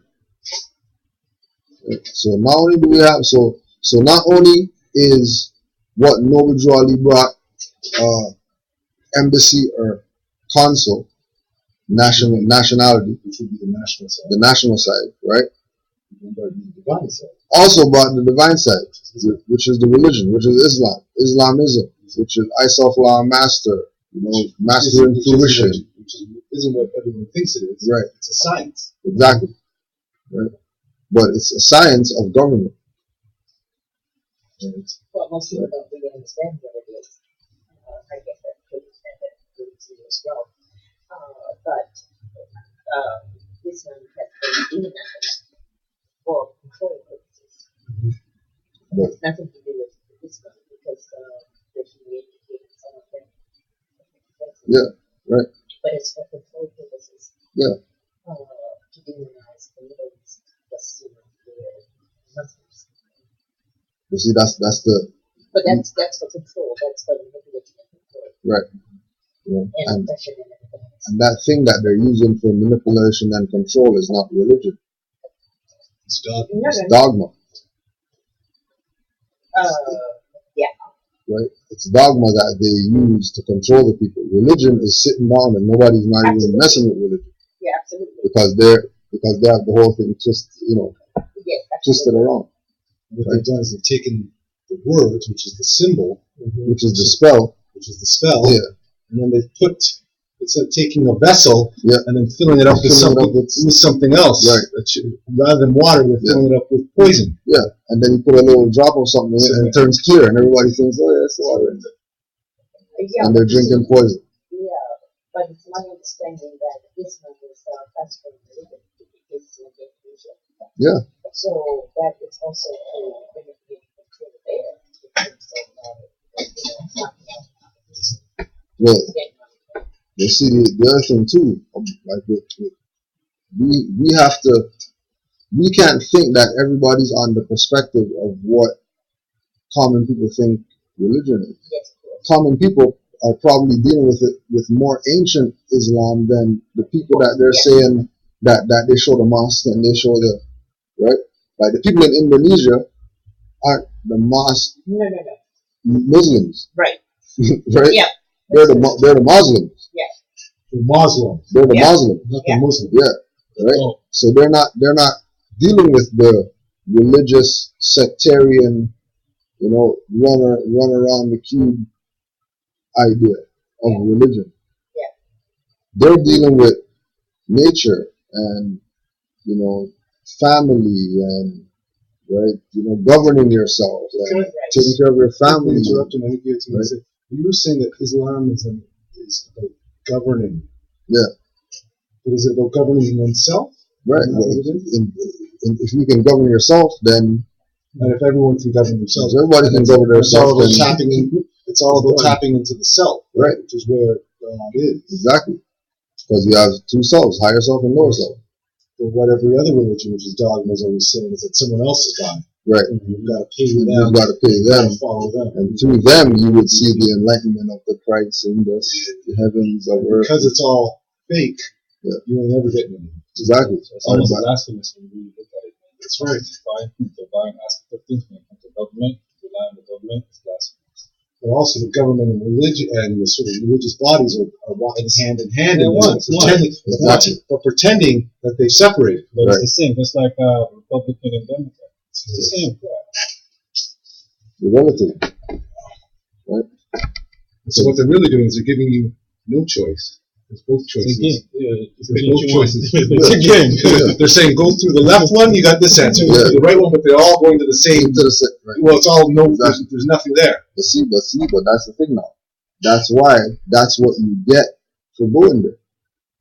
Right?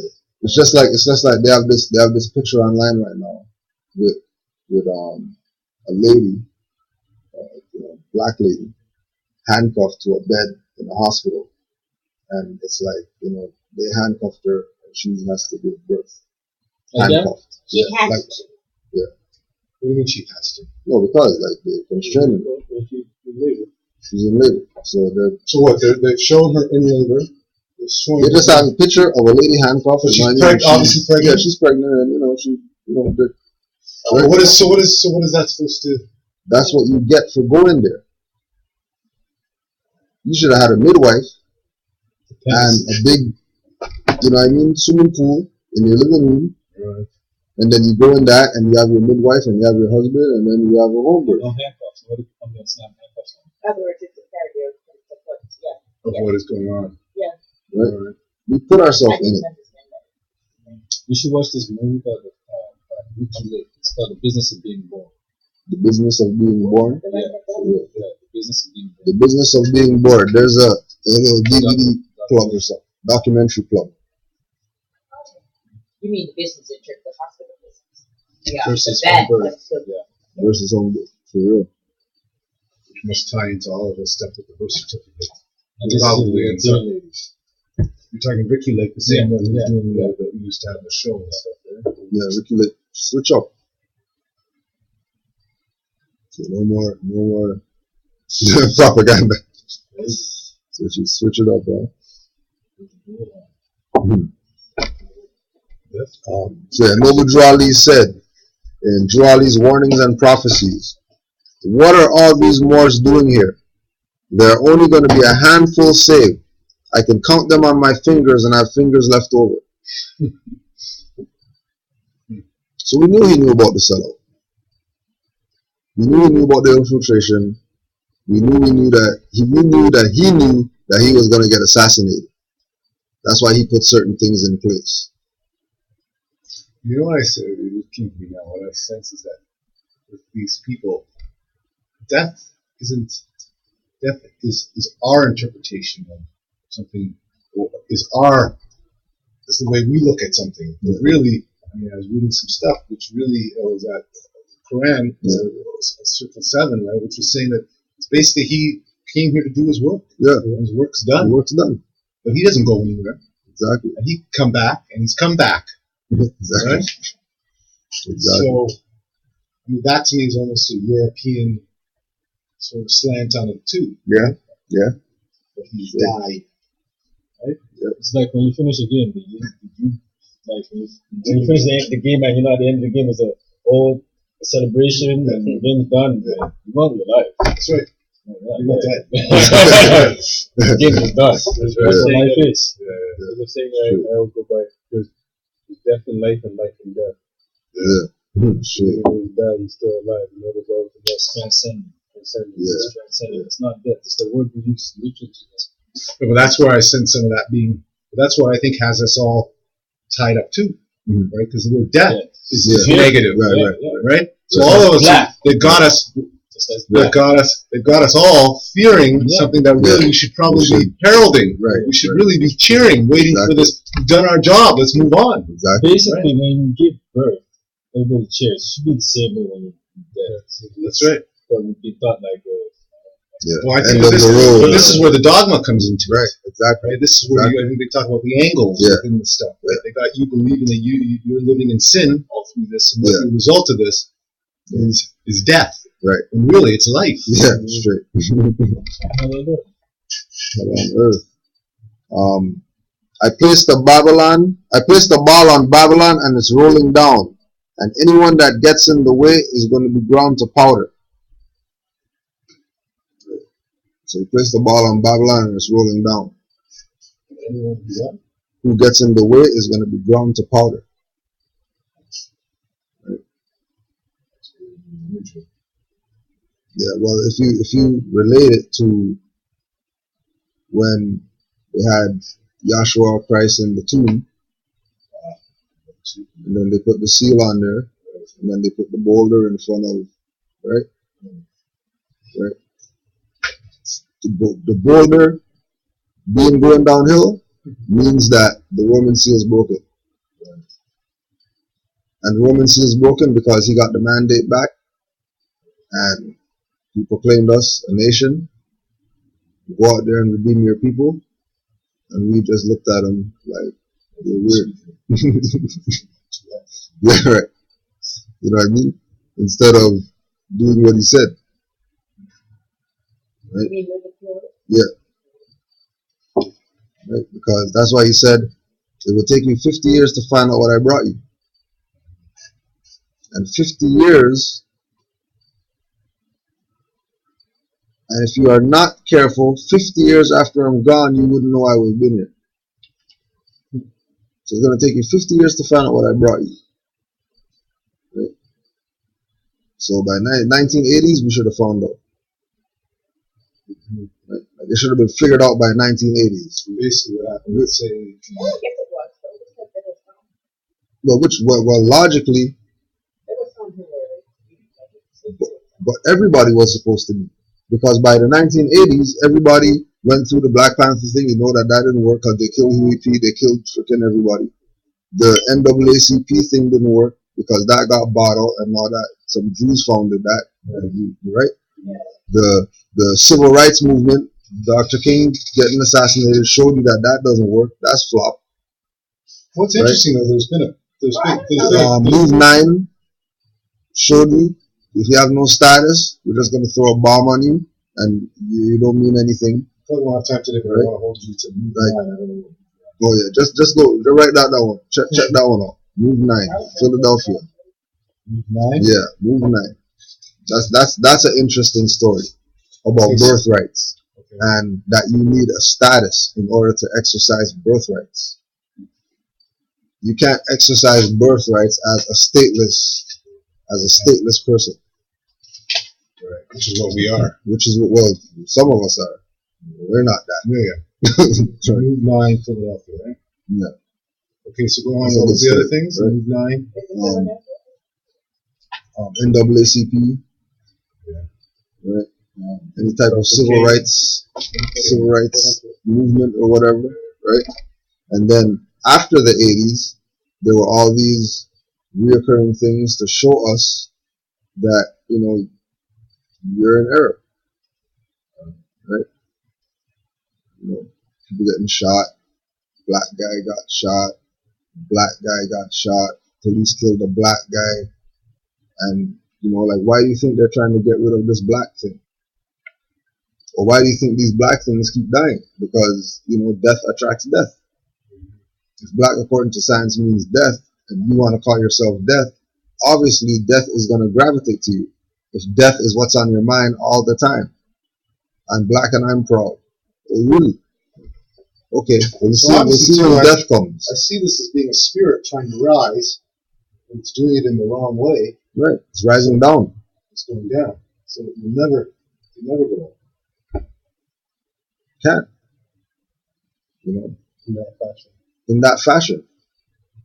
Right? All Negro, black, colored, African, whatever people have to do is attach more to it, just like Sri Lankans did, just like Indians did, just like Filipinos did, just like everybody else who wants to connect themselves to the human family, they connect more to their name.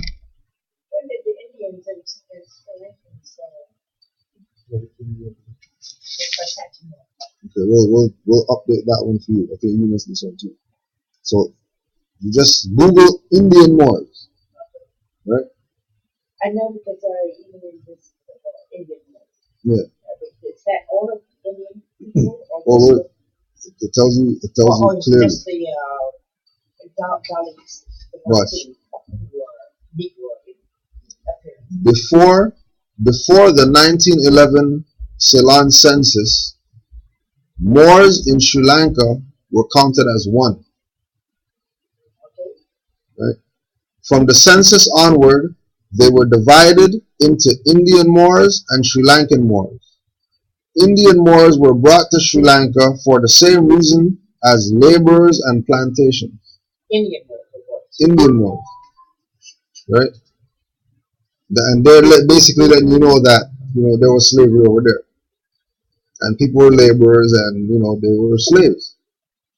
But they were Moors. Right? But they were Moors. But the only way they can be slaves is if they say that they're Indian or Sri Lankan and not attach more to it. Or you're saying that they do the exact same thing. That means we're black colored people. Exact same thing. Which would be obvious. In other words, they went over and they were Indians, not Indian Moors, because they were Moors. If they were Moors, they would be free. Yes, exactly. Right. Okay. Just like you can go and research black Germans. And they'll tell you about these black Germans who were, basically in the camps too, getting burned up and stuff like that. With the Jews. In the pits. There were also black Germans. Right? But they weren't black Germans. They were Moors. Because in German, Moor is M-O-H-R. And you go ask a German, and a German will tell you, we don't know what. There's nothing called black people in Germany. There's people called Turks, right? That in German, they're called Turks. And Moors in the German language. Not an English translation of a German word, they're called Turks in the German language. That they have a Turk street in Germany. That's where Yasan saw when he went down there. Yeah, Moore Street and Turk Street. Two streets that cross each other. in Germany. So you're saying the ones in Germany who were discriminated, or the Jews were took themselves black? Right, exactly.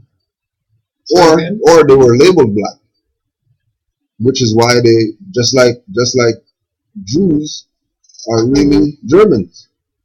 Of course. But if you don't want to say that you're German, you want to say that you're a Jew, and it's nationalization time right now, then same thing's gonna happen to Negro, black, colored people.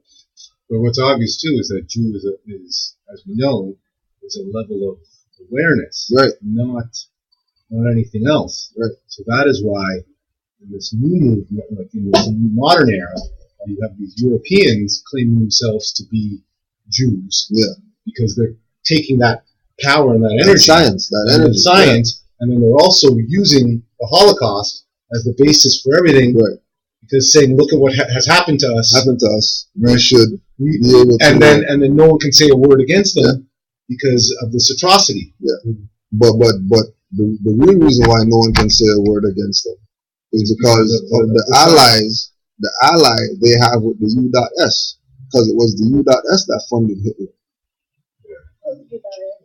The United States. Okay.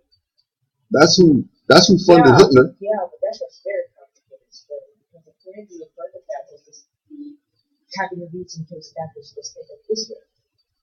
Because when a lot of those people left Europe, going to England, well, they didn't, because now the whole thing is Jew, the experience and all that. They didn't want anything to do with, the whole thing with Israel. Right. When they went to another country that was not far away, and they, well, but it comes back to that. But it comes back to that thing. It's not really a Jewish hierarchy. They're really European, and it's the European nations split apart, trying to make it look like they're not connected to each other. Right. We're just Europeans. You know what I mean? And the Dutch over there, the French over there, and there's a French Revolution and stuff. So we fought those. We fought and we fought our own over here, and we fought when really they were. But really, this comes down to being just running a game. But really, what it is it's coming down to a land grab. Yeah, because majority of those wars, we were the ones on the front lines dying, not even Europeans. Yeah, of course. Yes. So it was really a population control mechanism.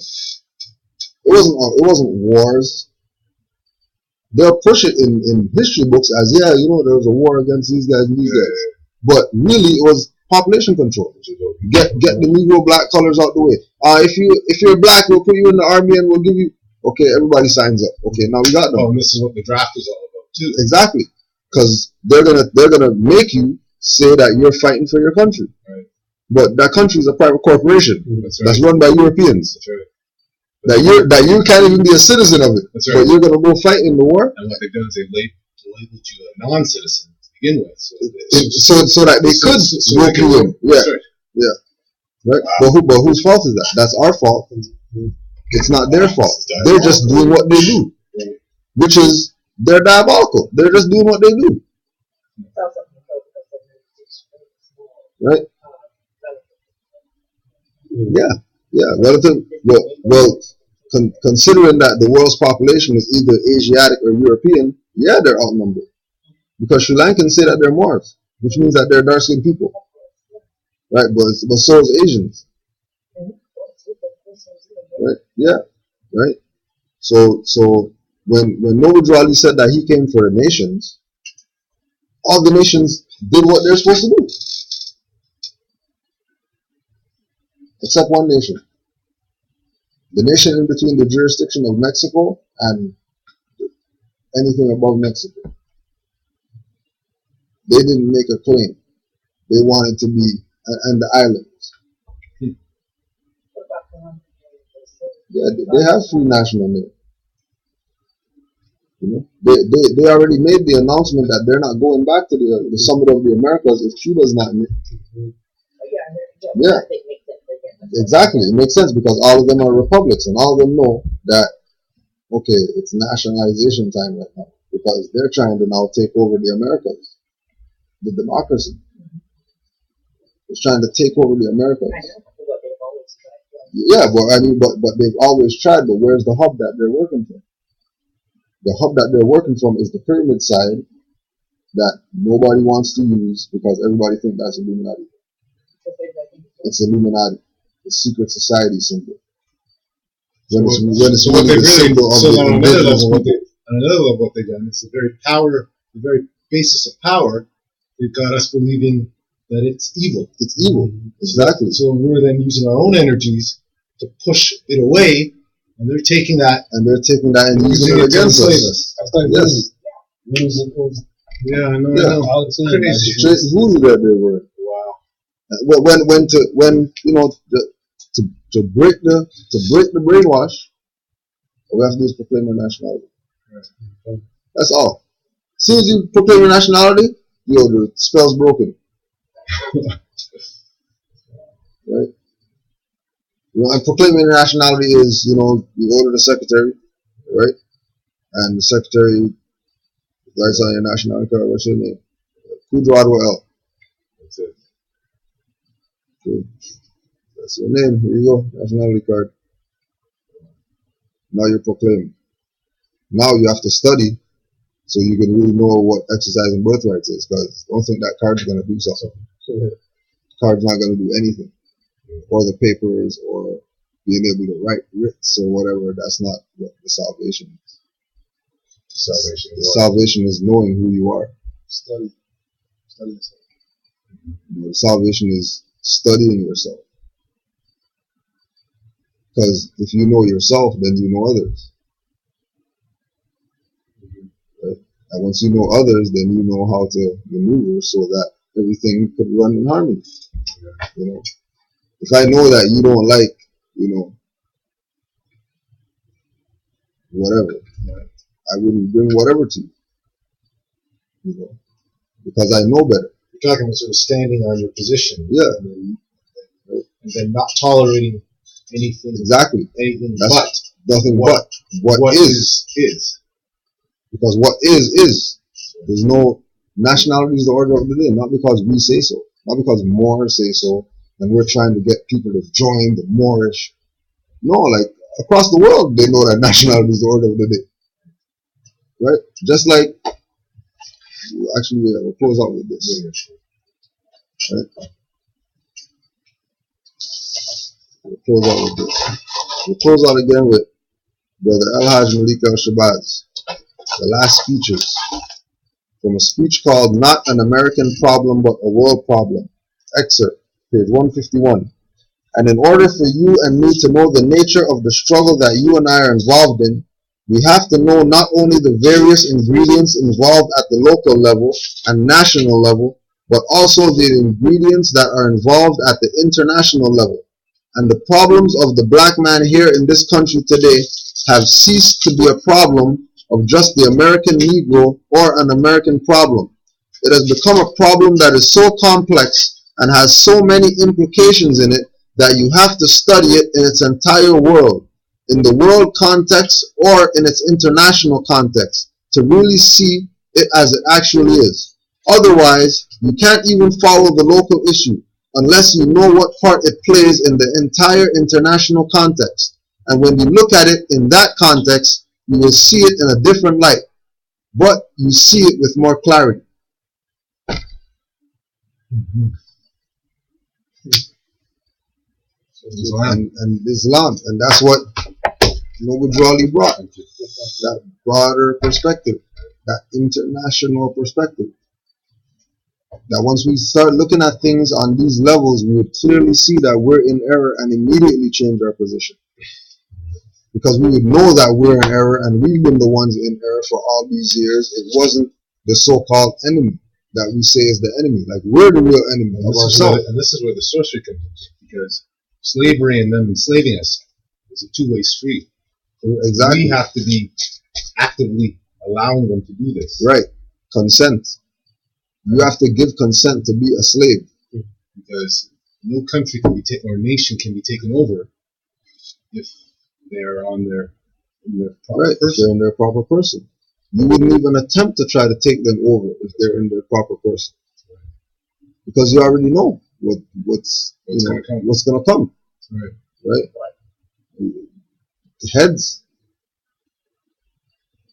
Heads rolling, because there's no way that we're gonna let you come in our land and suck our resources like some vampires. No way. Why would we do that? And what you realize at the end of it, it would be a war, which is what it would be. And because it would be a divine war, there would be no way we could lose. Exactly. There would be no way. And they know that, because they've been studying our science. And that's why when you look at those things, when they've gone into Vietnam, gone into Afghanistan, those people held their square. They've never been able to take any of those places over, because all of them have stood on their energy. And that's perfect example of looking at things internationally. That's where the truth has been. That's what it's about. Right. Looking at things internationally. Islam. You want to say Islam to all the Moors? Give thanks for being in attendance. Salute to you. Honors to you. I'm glad I made it up. Honors to the Prophet, Noble Drew Ali, and all the active Moors that continue to do the work. We're going to finish off with the prayer. 5 on the left, 2 on the right. Allah, the Father of the universe. Allah, the Father of the universe. Mother and Father of love. Mother and Father of love. Truth. Peace. Freedom. And justice. Allah is our protector. Allah is our protector. Our guide. And our salvation. By night. And by day. Through a holy prophet. Noble Drew Ali. Ashe. Islam. Peace, more.